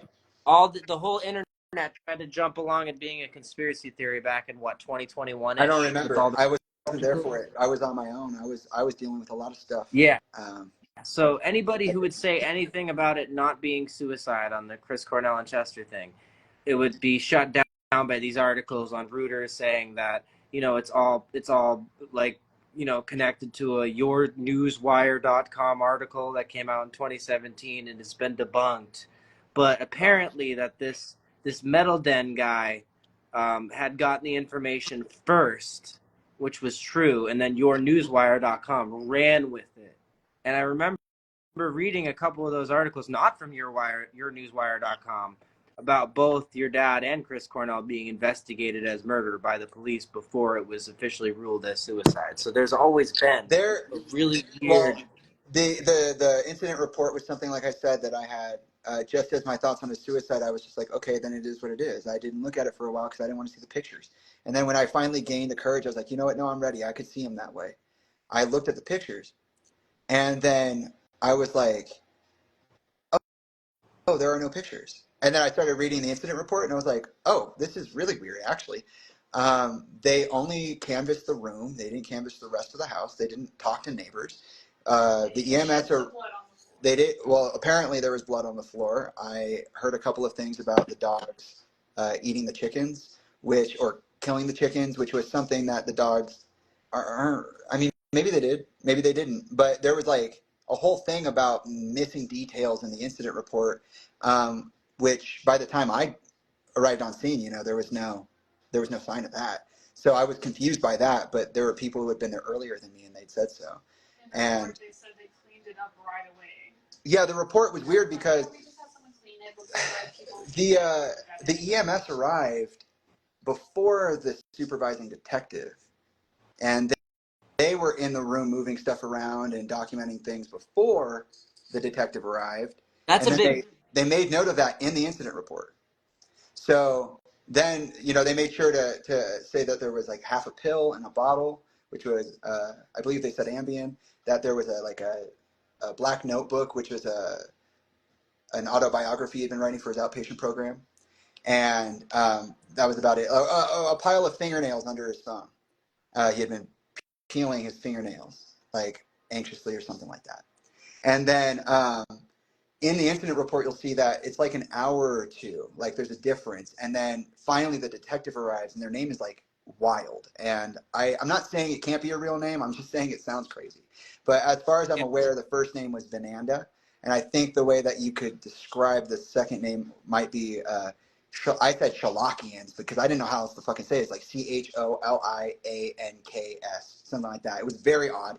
And I was like, that just sounds fake. That just sounds like a code. And then they showed up, and then within 2 hours, they decided that there was no foul play. There was no reason to get homicide involved. There was no reason to check anything else. And they only That took us to the bedroom, and then they left. that And that was the entire thing. And you can find that. This is all public access. You can go look for the incident report. And it's very weird. yeah. And a lot of that kind of stuff was strange, too, because, and this might trigger some people, but I'm going to be forward about the actual things that I read because we're talking about it, and that is what this is for. There was this very odd thing where he died undressing for the night. So he had been like half undressed. He was like, taking some clothes off. He had like taken his shirt off, but he still had, I think it was a tank top and jeans or something like that. His pants were unbuttoned, but he had a belt in his pants. And then he had a belt around his neck. But the belt, which was super weird because it's like, why do you have two Yeah. belts? That's kind of weird. But the belt itself was strange because it was a corporate sponsor's belt called Hugo Boss. Hugo Boss, they're a clothing company. They're kind of like more expensive like suits and formal wear stuff. Um, and what was really interesting about that is that, you know, it's very weird that he had a belt in his pants, and it's very weird that he had also killed himself with a belt, but that specifically it was a corporate sponsor he had recently sold himself into a contract with. And what's interesting about that is that he did not even though there was alcohol on scene, he did not qualify for a blood alcohol limit. So he actually was sober when he died. He was taller than the door that he hanged himself from. Same with Chris. And Oh, they I know a lot weighed, about. I saw and some they stuff about weighed Chris that is very, more. very, very challenging. They Yeah. weighed more. Chris weighed more than that exercise band could hold him. Even the strongest strength. Someone looked that up and broke that down too. Somebody named Natalie Denise did a retrospective on this, and they're a journalistic, or they're a journalist detective type deal. Yeah. And they did a breakdown of the actual incident report, and then they did a breakdown of the actual apparatus that supposedly killed Chris, but was called a suicide. Yeah.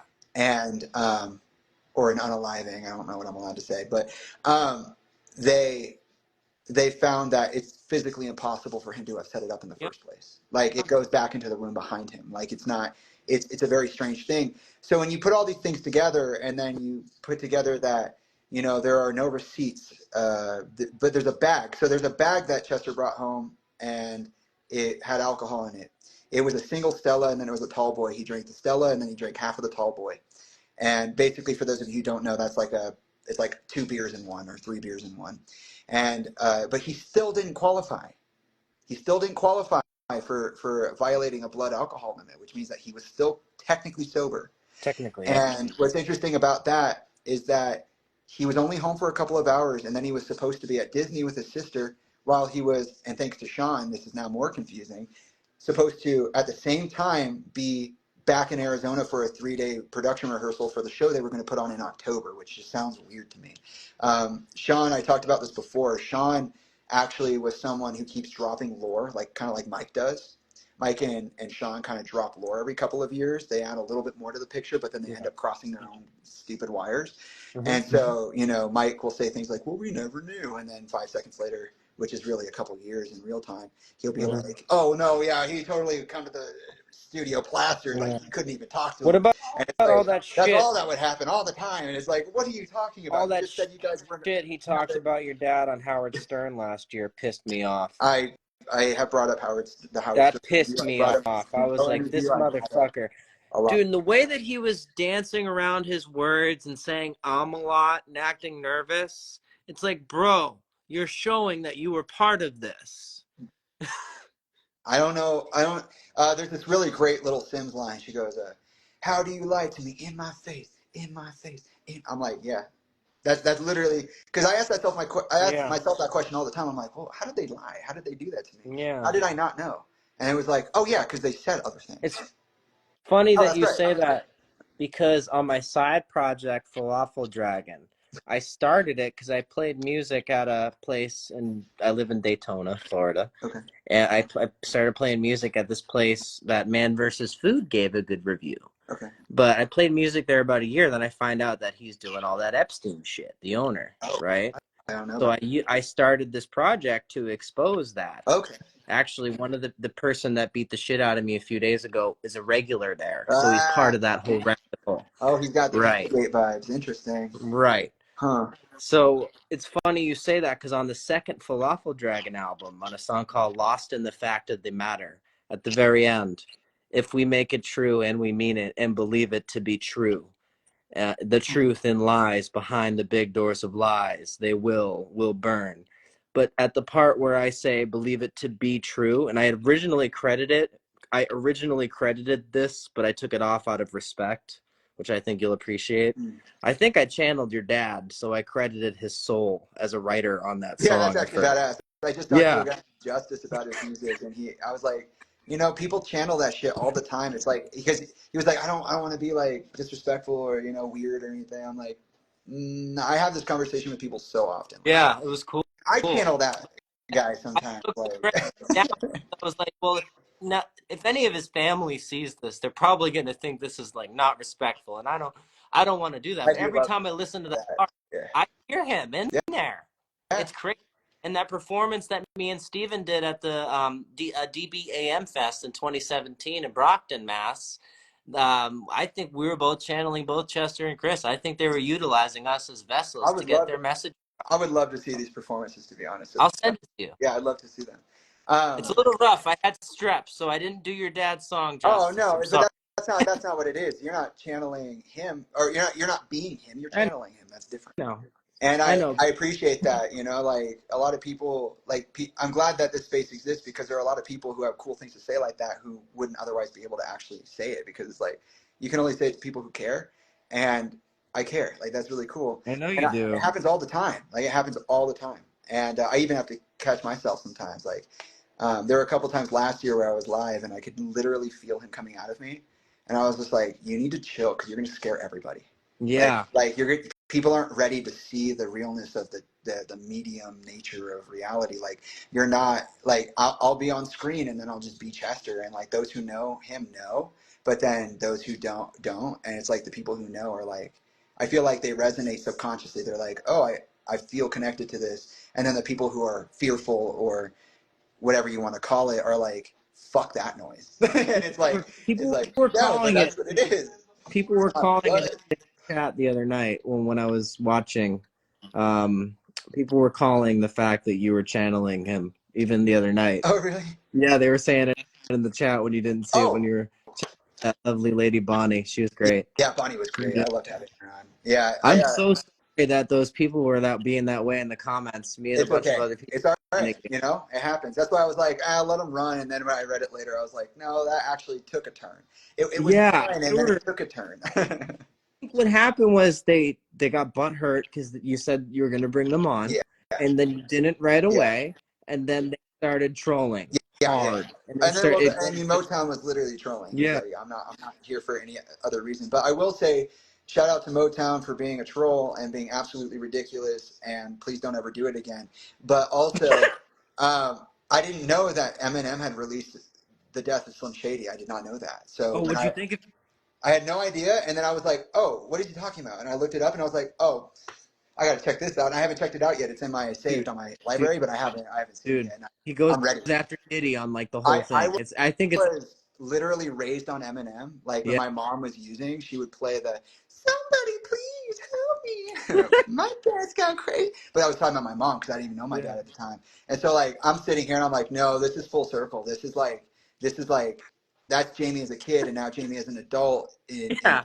in Eminem. Like, I could see that shit so clearly. I got to take a second to like actually sit down and read a book. You know what We're I mean? only Like, this is not. you This and is I are only a year apart, so Are yeah, you being 6 older years or old, younger? getting in my brother Brad's car and him putting on Without Me and then giving me Yeah. the censored CD for my birthday just to cover his own ass. That's I what love that. started it all for me. I love that.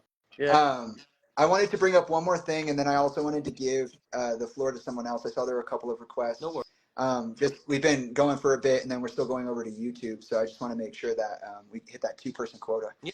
And but somebody said here, and I this was part of my recent discoveries in 22. So when I started researching myself and actually connecting with people and trying to find documents. Um, and I said also before I got on here, I was posting that I had said that Sloan Bella had done a reading on Chester a couple of days after I contacted them, and that it was interesting because the videos she had already posted about a year or two earlier. They were all very relevant to my actual everyday life. Well, when she was doing that, she's like, Chester's talking to me. I was laughing because I was like, I literally come to people's dreams as Chester. Like, I have a lot of accounts where they're like, yeah, I think this and that. And it's so weird that I was talking to him because, it came around energy that you bring. And I'm like, well, the things that they said to you are things that I say to you every day when I talk to you. So, like, I think that's interesting. I'm not saying it's not him, but I'm saying we ride the same wave. So, Right. and their things aren't one or another. They're virtual. So they manifest whatever energy is stronger at the moment, whatever is relative to that You're moment. And also so, born yeah. child. You're also his born child. No, So I there's know. that. And also, I have a whole complex that I've had to unpack for myself because people didn't see me as Jamie. They saw me as Chester. They refused to see me as anything else. They would try, but ultimately they would just think of Chester when they saw me. They would only hold me to the standard that Chester was. They'd only be like, "Oh, you're Chester's son," and anything remotely close to expressing how they did, and they're like, "No, you can't do that because Chester did that." I was like, yeah. That's just how Weird. It's just weird. Like people just kind of get Yeah. strange about it. And so when I realized that I was being masked in people's dreams as my father, I was like, oh, that's really interesting. So when I was watching that video, I was like, oh, that's funny. You know, she said in the video, that specific video, she says someone in the family found something. They were finding documents. I was researching that entire time. Like, do the math. You guys go back. You have this entire timeline of what I've said to you and what I haven't, and you know why and why not. Go back and look at everything I said. Watch that video again, and then go tell me that she's talking just about Chester. Go tell me that that's what's going on, because that's not what's going on. She's not just channeling Chester. She's confused. She's saying things I'm saying. I'm here right now ministering to you. Isn't that interesting? And it's right next to his death day and all these other things. It's very interesting. And I've been on the metaphysical wave since I got back. Yeah. And I've been I crossed over to the other side, and trust me, you all know, you watched it. I've died many times. Yeah. Whether you knew it or not, it happened in public. Yeah. But somebody was saying right here, And I jumped out of a car when I was 19. I broke my back. We were going 40. It was Christmas in Massachusetts. I shouldn't be here. hey, But somehow, through divine intervention, I'm here. So I hey, relate. I relate. we're here for a Yeah. reason. We're having this conversation because it matters. Your experience and the Yeah. whole situation matters, because whether people want to say you have a place to talk about it or not, you do. And everyone else who had interactions with Chester does, and anyone who had interactions with the bands, they do have a right to say something. You know, Yeah. Yeah. how can somebody, for example, Here. just on a It's basic not level, even how bad. could you even release do a re-release of Chester's solo work in Dead by Sunrise 7 years almost after he passed? How could you re-release an anniversary vinyl when he's not here? It's not Yeah. yours. That's literally an album he wrote for himself. You know what It's I hard. mean? It's very Yeah. interesting, and those things keep happening. Sorry, you were saying something. Samantha also told me a few years ago was that they were trying to replace Chester and keep Linkin Park going. I don't know if Maybe. there's any truth to that, but that'd be horrible if they try to do that. I say just let it die. I would say let it die, but I'd also say I don't think Mike knows what that means. No, he doesn't. I don't But think he he has knows his own what solo stop. career. I know greed is one thing, but he has his own solo career. He could just do his own thing. And It's unfortunately, I kind of attacked it at the roots a couple of weeks ago, because I think Post Traumatic is a sellout album, and I think that it's incredibly disrespectful. And Mhm. I will die on that hill. I don't Did you care. see that awful movie that the lead single from that is in, Scream 6? It was bad. And it's also the two new Scream movies were written by a Freemason, James Vanderbilt. So there's connections there. They're all. I love it. I love to hear it. Please keep spewing it. I have like. Okay, I'm trying to find the thing, because this brings me back to the oddness of the situation. So, So people have odd. always asked me, why don't you go to the police, You Jamie?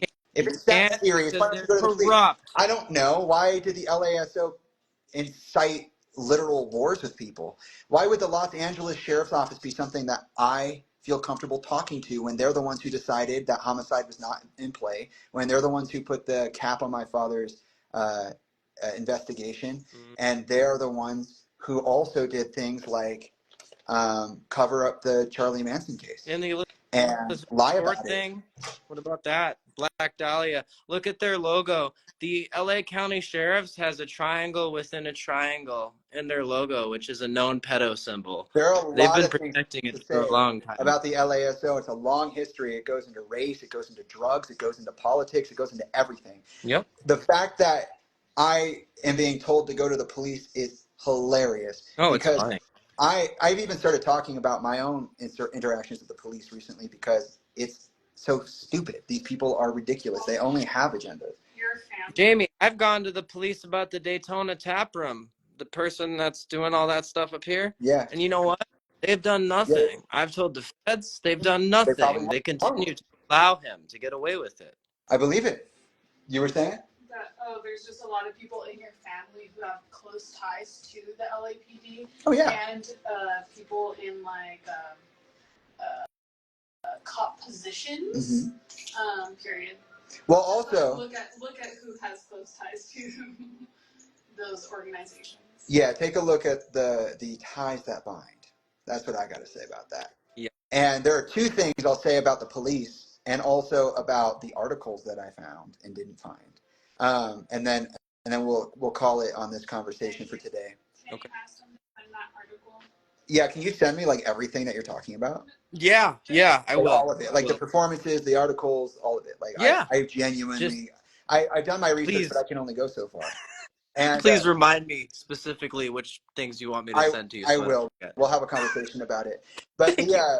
so I went back and researched myself, and when I did this, I met Trish and I met a person named Jen, and they helped me find some stuff.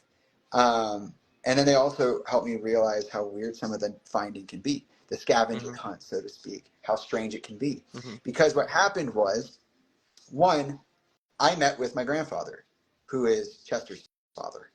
His name is Lee Bennington. He had 30 years on his belt. He does currently, he's still alive. He is a 30-year Phoenix Metropolitan Police officer. Special He was a sergeant. Say that again. special crimes, right? That was part of what he did. So he came from Ohio and he joined the police and he stayed there for about 30 years. He climbed his way up the ranks. When I asked him in 2022, what do you do? I said, tell me about yourself. I don't know a lot about you. We never talked about you ever. So please tell me. Even though we spent a lot of time together when I was young, we never talked about you. So please tell me. And he said, I came from Ohio from a bad situation. I joined the police. I climbed the ranks. And then I actually, I was a legend in my time, is what he said. Just like your dad, I was a legend in my time. And I was like, okay, well, that's interesting. And then he said, I was a part of special crimes a special unit. It was a child uh, crimes unit. So it was everything that you can imagine related to children, stuff that I can't say out loud, but we all know happens. And part of it was, well, I guess I could say it out loud. He was looking into sex crimes. He was looking into trafficking crimes. He was looking into, CP and things like that. And I asked him, I said, he said he made this comment about how all of the pedophile or the PDF files, sorry, um, off themselves or unalive themselves because they're guilty. And I said, well, that's interesting, because that's actually a really serious allegation. I'm just wondering, like, how many of these people were actually found to be what they are with like concrete evidence, and that was it. That's the end of the story. Because it's a big thing. Like, if you say that about anybody, they go to prison, it's done. Like, that is the end of their life. That is the end of their humanity. They will lose it because that is we all know the horror stories of what happens to uh, child predators You in get prison. this. Okay. And I said, how many of them? And he said, they're all guilty. They all do it. And I said, yeah, but you do realize like the impact of your actions on someone's life, correct? And he was like, I don't have, no, they did it. They just did it. And I was like, so you're not going to answer the question, but you're going to tell me that you saved all these lives. When in reality, I'm asking you, how many lives did you justly save? And you said, it doesn't matter because that's what it is. Mm. And you're telling me that almost every single person you interacted with had some kind of life or death interaction after you claimed them as what they were. And you're not going to clarify on that. And then he went on to say, he was like, he was super stoked about it too. It was kind of weird. I got this like sociopath look in his eyes because he literally just like zoned out and was like, yeah, I fucking got those guys. And I was like, well, it sounds like you kind of might have got some people who didn't deserve it. You know Yeah. what I mean? Like, and just because they unalive does not mean that they did it. Yeah. Means that they are far more aware of the way in which your actions outweigh their own and how it Yeah. hurt them in a very significant way, and that is dehumanizing. That's basically putting someone in a torture chamber and saying, well, you fucking just get over it. And then I was like, okay. And he's like, yeah, but I was a surgeon. Sergeant, I didn't like being in my office. I would be on the field all the time. You don't know what you see in the streets. You don't know. I was there. And I was like, well, that's true. And I guess this kind of brings me to three things because this is a part of the conversation as well. I'll get to that. But he said, I was out there with the guys. He's like, I was the guy who, say an officer did something they weren't supposed to. I would get there and I would fix it all up so that they wouldn't get caught, and I wouldn't tell their superiors. And Oh. I was like, really? You were a fixer? That's so strange. And what was interesting is that when I initially talked to Lee about it, I told him I didn't trust him. I said, I don't trust you. I said, he disowned me in my first year of college, in a super aggressive, stupid way. And I was like, okay, I don't care about that. So I'm just going to go ahead and continue on with my life. And so for years, he was trying to do certain things. At the funeral, I had to kick him out. He was trying to let my father's abuser, who was his older brother, Brian Bennington. And that's what I heard. That's what Toby told me. That's what Susan told me. That's what a lot of people have told me. The person who, and I'm going to say this out loud right now, because this is the person I'm trying to eventually get the DNA test from, because he could also be my parent, ironically enough. There's a lot to say about the DNA confusion around my existence. He he he tried to, what he did was, nobody gave him information about the funeral because he was a pain in the ass, and I had already been disowned, and I was like, no, you're not doing this to the family. And then he showed up and he agreed to be on his best behavior, and then he fished information from me, and then he went to Toby and he said out loud that he was bringing Brian to the funeral, and she started sobbing and she freaked out because he was their abuser, both of them, Esther Yeah, and Toby. that's fucked And up. I didn't know so any. yeah, people don't talk about this. This is what I have to deal with. My uncle, okay, he's also a career Phoenix metropolitan cop. So yeah, it's like a serious thing. I've been in. He's the guy who flies the helicopters around Phoenix. He's one of the guys I who have, flies the helicopters I around have a Phoenix. Yeah. question for you. I've read some. I don't know if this is true at all. I've read this somewhere. It might add credence to our theories we've been working on here. That Chester's mom had worked for Podesta's campaign at some No point. idea. Yeah, I know I she's in the wasn't sure. medical field. She ran a hospital for a while, but I don't Yeah, know anything that about it. might just not be true. That just might be I think information people really that's like the idea that Podesta looks like Chester, and I don't does look disagree. like. I don't disagree, but I also think that we need to realize the very real roots of the Pizzagate Podesta issue and how it was intrinsically tied in through the context of time to his death.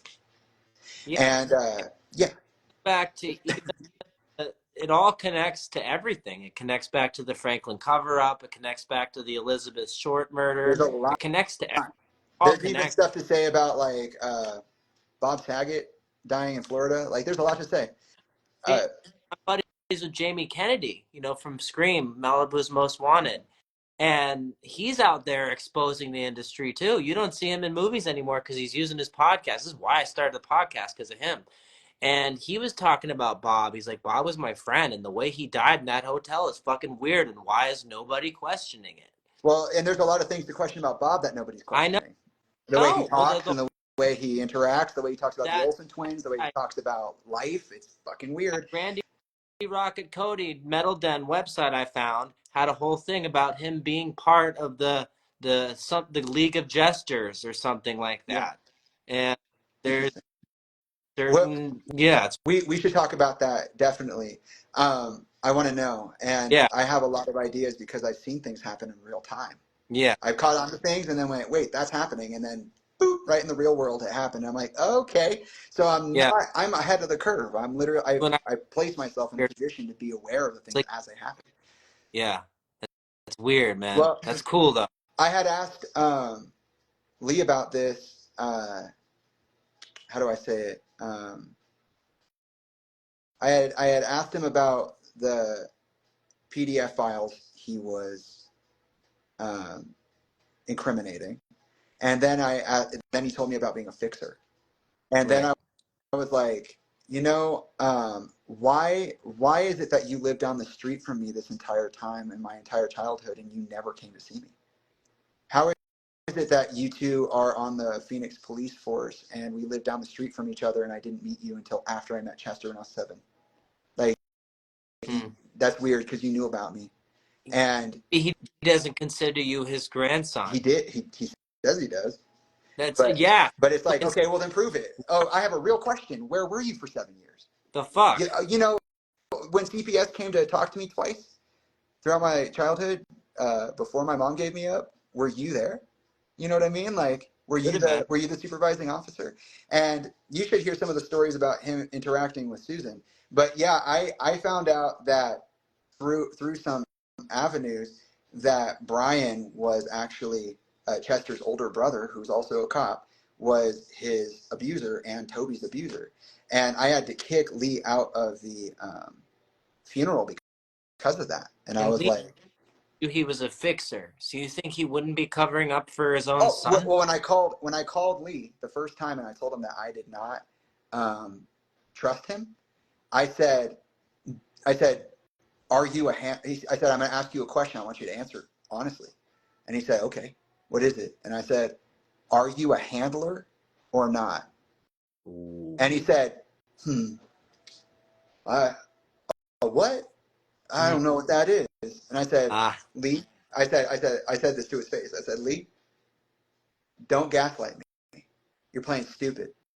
You were in the police for 30 years.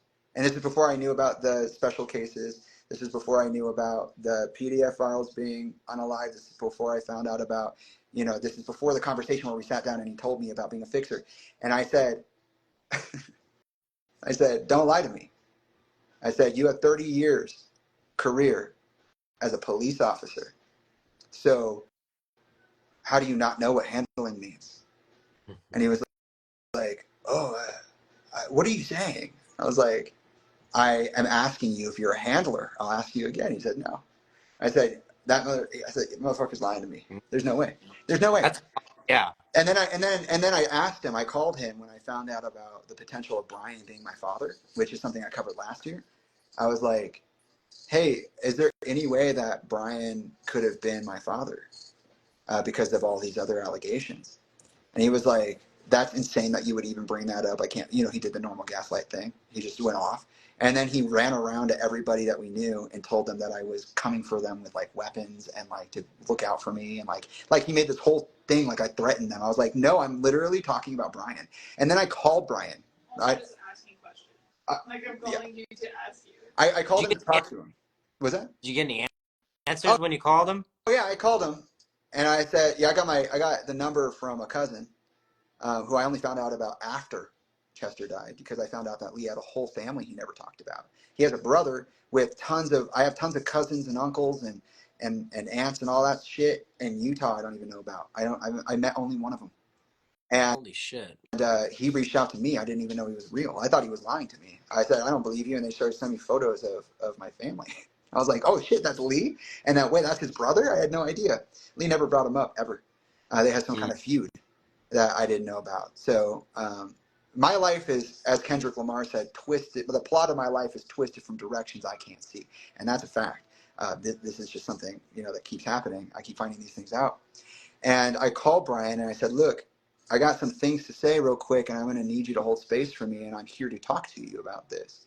And I don't remember if I talked about it publicly yet because I wanted to get the DNA test first and do the whole thing at once. But it's a good time to talk about it because he started using police jargon on me. When police officers are trying to talk to you and walk you into a circle and they're like thinking they got the edge on you and confuse you a little bit because they want you to be on a certain level and not another one. Like hour of the conversation. It's very mindfucky. Yeah. And I caught him a couple times and I said, no. I said, you're trying to wrangle me like a animal. I'm telling you right now, you can knock that fucking shit off. I said, I see it. I said, I've been training for this moment, which is what a lot of people in my life don't realize. I literally trained myself psychically for this event. Okay. I already knew all this when I came in. I knew I was going to be hacked. I knew I would have to give the conversation. I gave it. Here I am again, talking about it again. I created a I created bulletproof armor. I'm out here naked. You're the only one with pure intentions doing it. Yeah, and that's the problem. Still. That's the bulletproof. The bulletproof is that I'm not lying and I'm being authentic and I'm being genuine. And I also respond actively to criticism, which is a nightmare for people because I can be wrong. Everybody. Say that again. We're human. Everybody can be wrong. Yeah, we're not some perfect. people can't. Have you heard Mike ever say he's wrong? Have you ever heard Sean Dowdell say he's wrong? I've caught him in lies. You caught him, but as he admitted it. So, I asked Brian, and he tried to lead me around a couple times, and he gave me this story, man. He was why. I said, tell me what you know. And he gave me this, and I'll just say, he gave me this long story, and then at the very end, he said, he was banned from my house. Brian was banned from my house for accosting my parents for alluding and implying certain things. And I had found that he had made a shrine of sorts dedicated to the people he was accosting. And I was like asking him about that story, and he told me. And then I remember the last time I saw him. The last time I saw him was in about 2013, 2014. He never contacted me after Chester died. He never tried to reach out, nothing. So this whole time I was like, talking to him, I'm like, well, where were you then? Like, why weren't you here? Why weren't you trying to find solutions? Why weren't you trying to help? Why weren't you trying to be there for me? I used to spend time with Brian. And then when I found out why he was kicked out of our house, I realized, why the fuck was I allowed to be around Brian? When I found out what his relationship was to Chester and Toby, I was like, why the fuck was I allowed around Brian? Yeah. And so, I was very confused. And when he told me the story, he got the details wrong. He told me the entire thing. It was totally correct. And then he got one thing wrong. Believe it or fucking not, it was a trampoline. I have had trampolines Chester had trampolines at his house. And he told me that it was the last time he spoke to them, my parents, that he was at the house in Arizona before Chester moved back to California. And at the Arizona house, they had a trampoline that was in ground. It was lined by bricks, so it was like level with the ground. At the house they moved to after that, they had an above ground trampoline.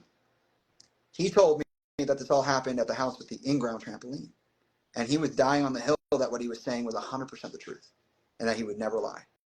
But what was crazy was that I said, you almost got me. I said, Brian, you almost got me, but you were wrong about something. I said, the last house I saw you at had an above ground trampoline, and that means that had to happen at a certain time under certain circumstances, and you're lying to me right now. He's like, no, that didn't happen. That didn't happen. I'm like, no, it did. I'll tell you why, because the last time I saw you was a 4th of July party in California, and the house you're talking about is in Arizona.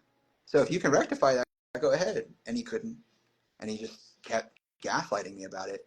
And I was like, I already told you, this whole like running me around and roping me like a cow, like trying to lasso me and trying to drive me around. You can't do it. You are fundamentally misunderstanding what I am and what I'm doing here.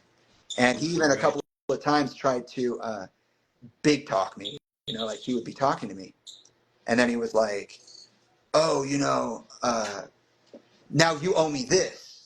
And I'm like, I don't owe you shit. I said, I'm calling you right now to talk to you, and then you're going to give me the answers I want. That's what we're here for.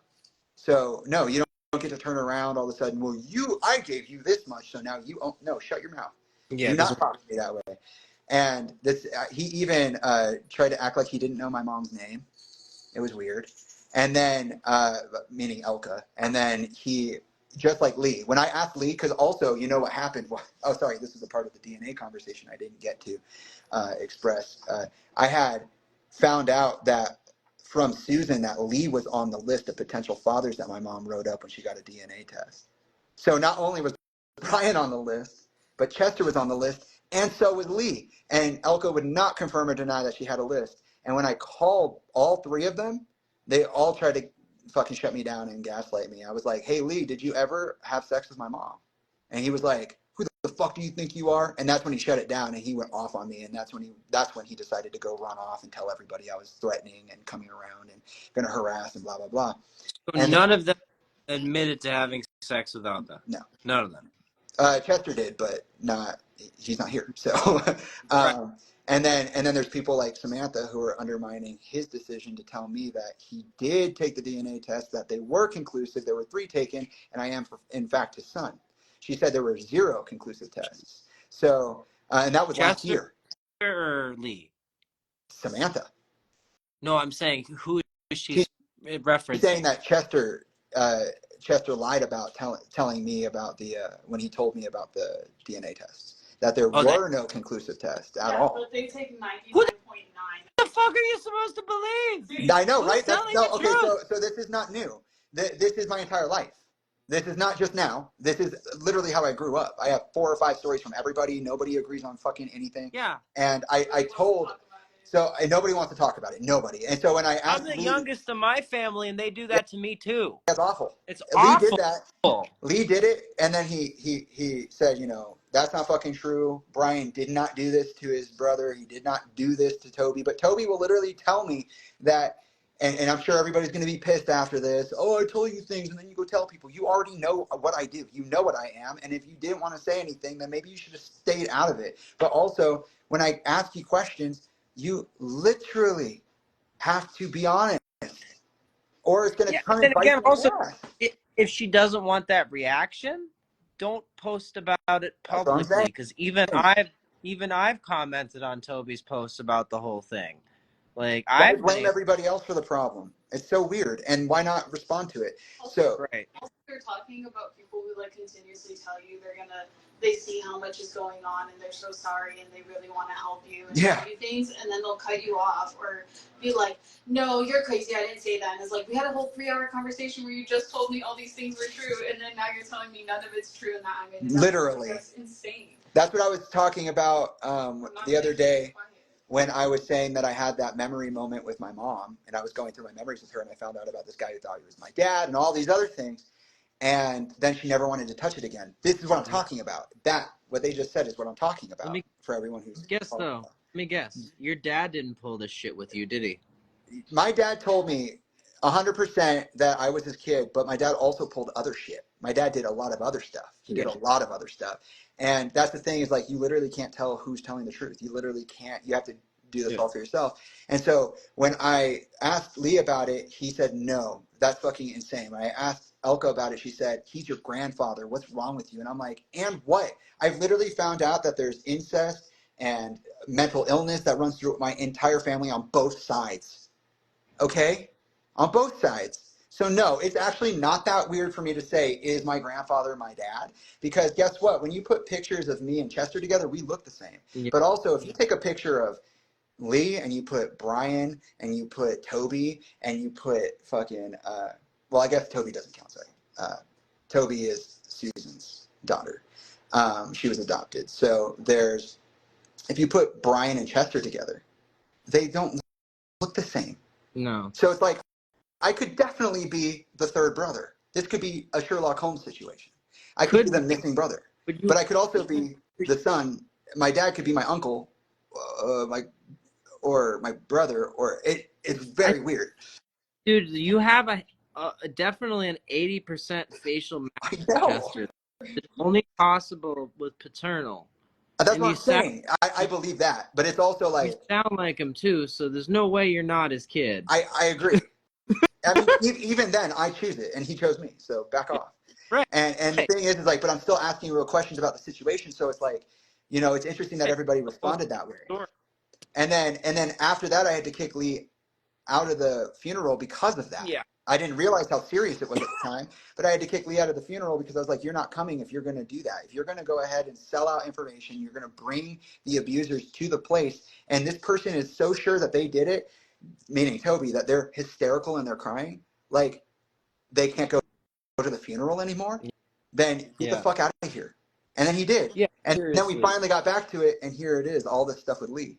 And it's like, it's insane. So to go fully back to it, I wanted to bring up the thing about Lee because that brings up the paternity, that brings up the fixing, that brings up the I'm a legend in my own time, that brings up the political connections, that brings up so much because for a fact if he ran, by the way, guys, he ran a national program for lost children who he would recover. They would be given teddy bears. If you go look it up, you can find articles about it. Survivors of these interactions were given teddy bears. Yeah. He had a national thing going on, which means he had to be in it with the politicians. Period. The same way Chester had to be in it with the District Attorney of Orange County when he did the sex trafficking task force in 2014. It's just logic. And so when you go and you look at it and it's like, whoa, this is all fucked up. Then you go to the fact that somebody here was asking about or they were talking about the incident report and how there are certain things you can't access. Well, with Trish and Jen, I asked them to look around, and they know how to look around. And Jen actually asked the the Palos Verde Police Department, for the thumb drive with all the photos on it that they have, quote, locked away in their evidence locker. And they sent it an inventory back. It took a long time to get it back, but when they finally got it back, it was redacted, and it was saying that it was there, but that it had been taken out and not replaced. So the thumb drive itself of the actual crime scene investigation is missing, but it's reported to be housed with the Palo Verde Police Because Department. that's the only way to make evidence disappear, to make it look like it's been logged in this day and age. The That's only way to make things disappear is to get the authorities to take it into their own possession, develop a narrative. And you know what's really interesting is that TMZ knew that Chester had died, and they were waiting at the coroner's office for the report so they could put it all online. And then they managed to start doing it, and then they got shut down. yeah. Nobody, as far as I'm aware, saw the body. And As far as I'm aware, nobody saw that. everything you're saying, I'll add credence to it. I mean, look at what happened to me. It took 20 years to remember it because I was MK Ultra. Yep. My dad was just a union rep for the UTU, but he had to get money from politicians. So that means going to conventions run by Schmil Schlinton. You know what I mean? Yeah. He didn't join his little club because he loves his kids and doesn't want to hurt his kids. And look what happened. They punished his only son. My dad's 75. I'm his last kid. Yeah, that's also called witchcraft. I know shit. Yeah, Yeah, that's actually a very intense magical I ritual, know right? it is. Taking the bloodline of a person and torturing them and impressing upon them energies that are embedded deep into their psyche so that it forever affects the trajectory of your bloodline Yeah. is magic. Yeah. And I said no. So stop treating me like that. And I know also, you're watching. my bloodline specifically, my name is Motti, Motte. Originally, it's Dur Lamont from France. My great-great-grandfather actually painted a monastery that's in Roxbury, Massachusetts, that's still up. He was a fresco painter. Whoa. And he got to pick his name at Ellis Island. Not everybody got to do that. Wow. So art, and that, like I said, that monastery's still up. So that famous art runs in my blood. You know what I mean? Not to put myself on a high heel. True. You have to acknowledge what you My are. grandfather, my dad, my uncle Ned, all railroad people.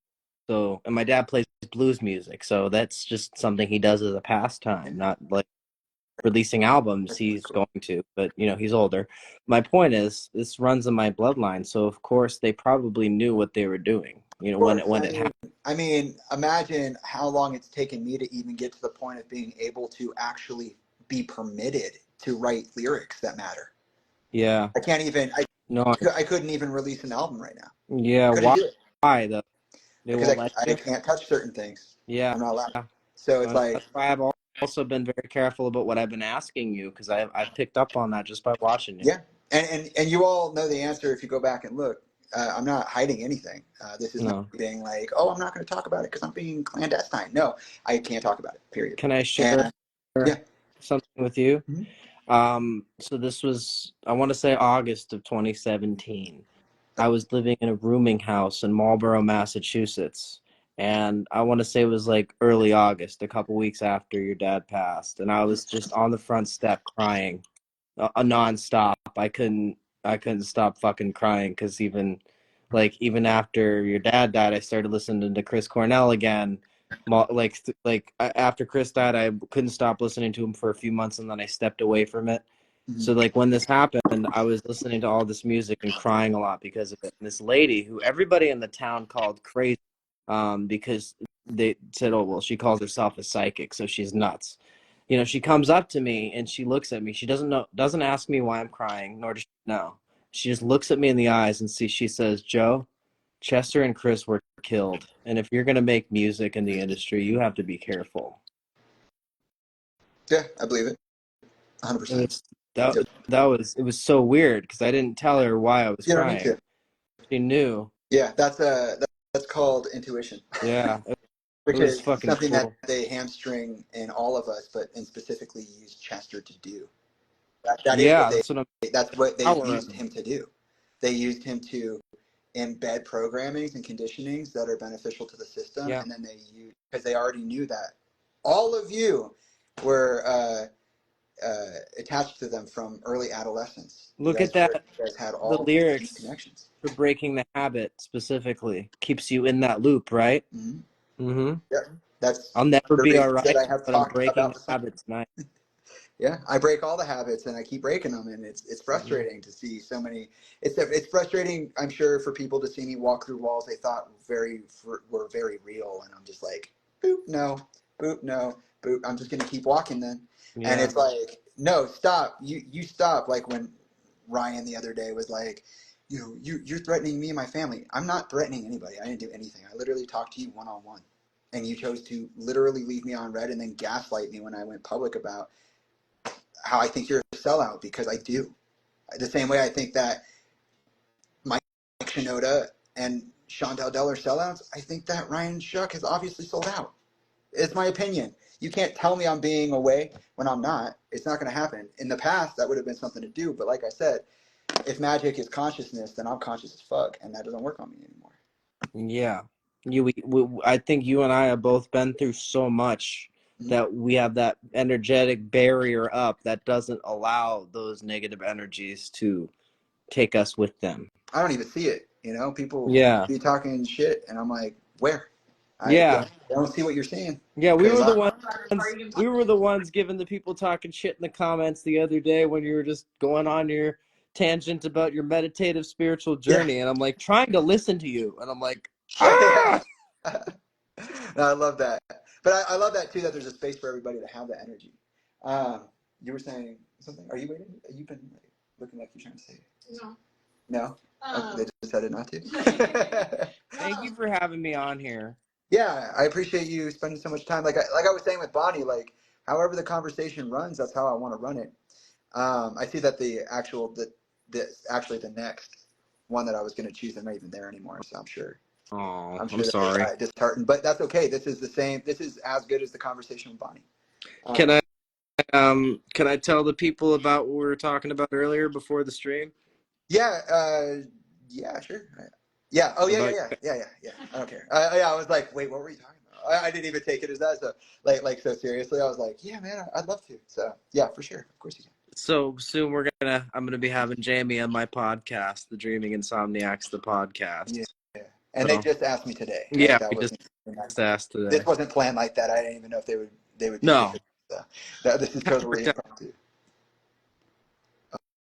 Oh, wait, I think it cut out. Did you say Did it? something?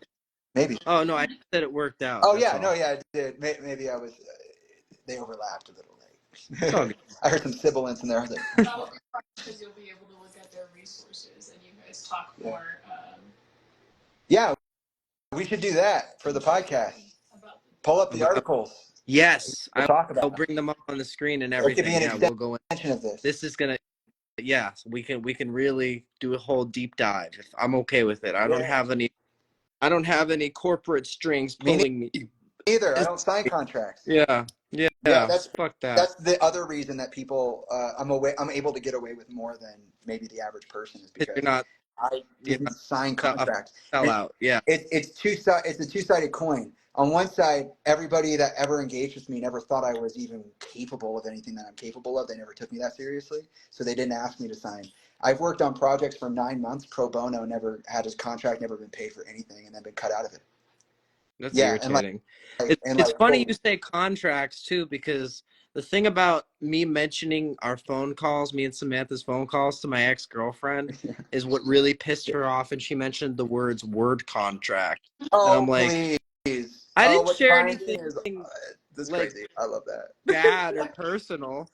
But she was thinking that like she was like, well, don't talk about this thing because it's scary. Sending me videos of like Jay-Z and all those people being in the Illuminati. I already know that. I know better. Did you read the questions I scheduled for your No, interview? Like, I no, wasn't gonna go there at all. no, she most likely didn't. That's my experience with Sam, and that's not a diss. It's just my No, experience. I'm Maybe not I'm wrong. Maybe talking. maybe I she would cut love us to have both her on on. weird waves. Maybe they were just odd interactions because that's the way they ended up. But Yeah. that is my history with Samantha, and just with the Yeah. whole fam. well, yeah, with Literally, everybody. Hey, hey, I listen just though. If somebody's a little flaky, they're not the worst person on the No, planet, no, right? no, not at all. I mean, I'm flaky as fuck. Me Like too. sometimes I'll say things and then I'll dip and I'll be like, but like I said, way back when I came out publicly and started redefining my space, I was like, I will drop the mic and walk away if I think this is not like, even right now, if something came up and I was like, oh, this is so serious, I can't talk about it, or I don't care about this or whatever, which it didn't obviously, but if it did for some reason, I'd just be like, okay, I'm leaving now. And that'd be it. There'd be no like, oh, I'm just sticking around to make things worse, or, feeling bad about it. I'd be like, okay, then it just isn't the time, or that isn't the situation. And I'm just that kind of person, or I try to be. And so, it's been really cool to have this conversation with you. I can't wait to continue that. I'm going to give the stage to like one person. I'm going to give like 2 minutes. If anybody wants to do it, you can. But I'm also going to say that it's 9 o'clock now. I'm going to be done at 9:30, and that's flat. So we had a really long conversation. It was awesome. Yeah. And that's not the time is not an acknowledgement of anything other than how awesome it was. But I do want to make sure we hit the 2-person quota, because I want to make sure When you post this, I'll share it to the story and share it around it. That'd be I'm awesome. gonna be geeking out about this. Trust me. Good. I'm glad that we could have the conversation. I'm glad that we finally got to meet face to face. That's really cool. You too, man. You're very down to earth, very real, and I really respect that, because people like us are few and far between nowadays, it seems. Aside from in the chat here, No, great and that's chat. and that's kind of the thing, is like I'm concentrating people like that, because it's like I love it. we yes, there are people who take it too far, and yes, there are people who aren't doing nice things, but in reality, they're mostly like this. Yeah. Like you. In reality, the 8 people, 9 people I've had on, they are all the same. They're all I'm here for cool. I'm not going anywhere. I back you. I support you. Thank There's you. a lot of people, like I'm in audio engineering school, and there's students that don't want to believe the truth about the situation because it's too fucked up for them to handle, because they have teenage kids of their own. Trust me, man, I don't have a lot of friends, because I exist so far in space that a lot of people can't even hang. They're just like, I just don't understand the zero gravity. It's freaking me the fuck out. I'm like, well, yeah. Well, how do you even stomach most of this? It's like, because it's real. That's just that's the only way you can do it, is you go, oh no. You don't go, oh no, that can't happen. You go, it did. Yeah, you gotta have, if you want to be able to learn about this stuff, you're just getting into it. You have to be able to let your pre-existing judgments towards things go, and let go of the programming that media has put on your brain, because yourself. you have to deprogram yourself. Funny that I said that, because how I started finding out about the owner of the Daytona Tap Room in Daytona was I played a song from the Dreaming Insomniacs 2020 trilogy called Deprogrammed. And the chorus is, it's now time to deprogram and take out the negative thought. No need for alibis, and which time has forgot. The criminals, they were in bloom, but now they are so lost. And he comes up to me after I played it and shook his head no. And I just said, what the fuck is his problem? To what that's the owner, don't worry about it. Like he's not a problem. Like, what the fuck? He revealed himself to me. That's amazing. Yeah. Thank you for sharing that. That's actually an incredible image. Just see him like,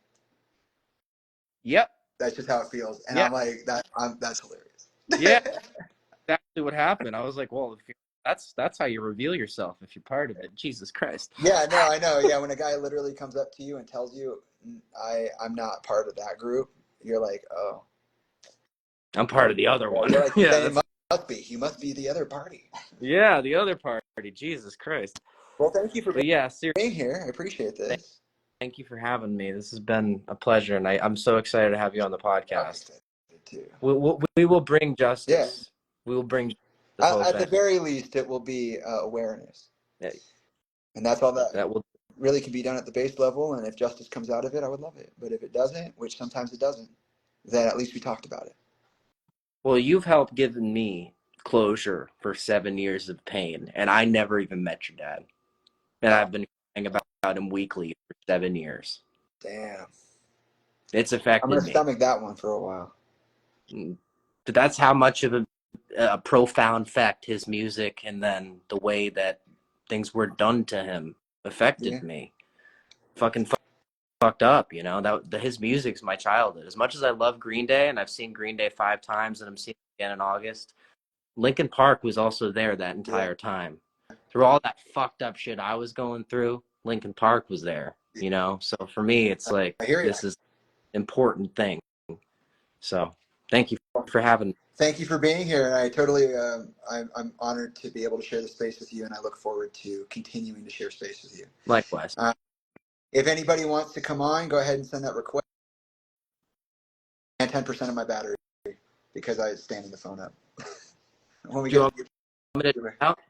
yeah, I think you have to do it on your side. All I right. think that's the way it's been working. All right. Nice to meet you, Jamie. I can't wait to do it Nice again. to meet you too. I'm excited. Me too. I'll send you those links too. Yeah, please. All right. We'll continue the conversation in the DMs for sure. Will do. All right. Bye. All right, we got 25 minutes left exactly, and I'm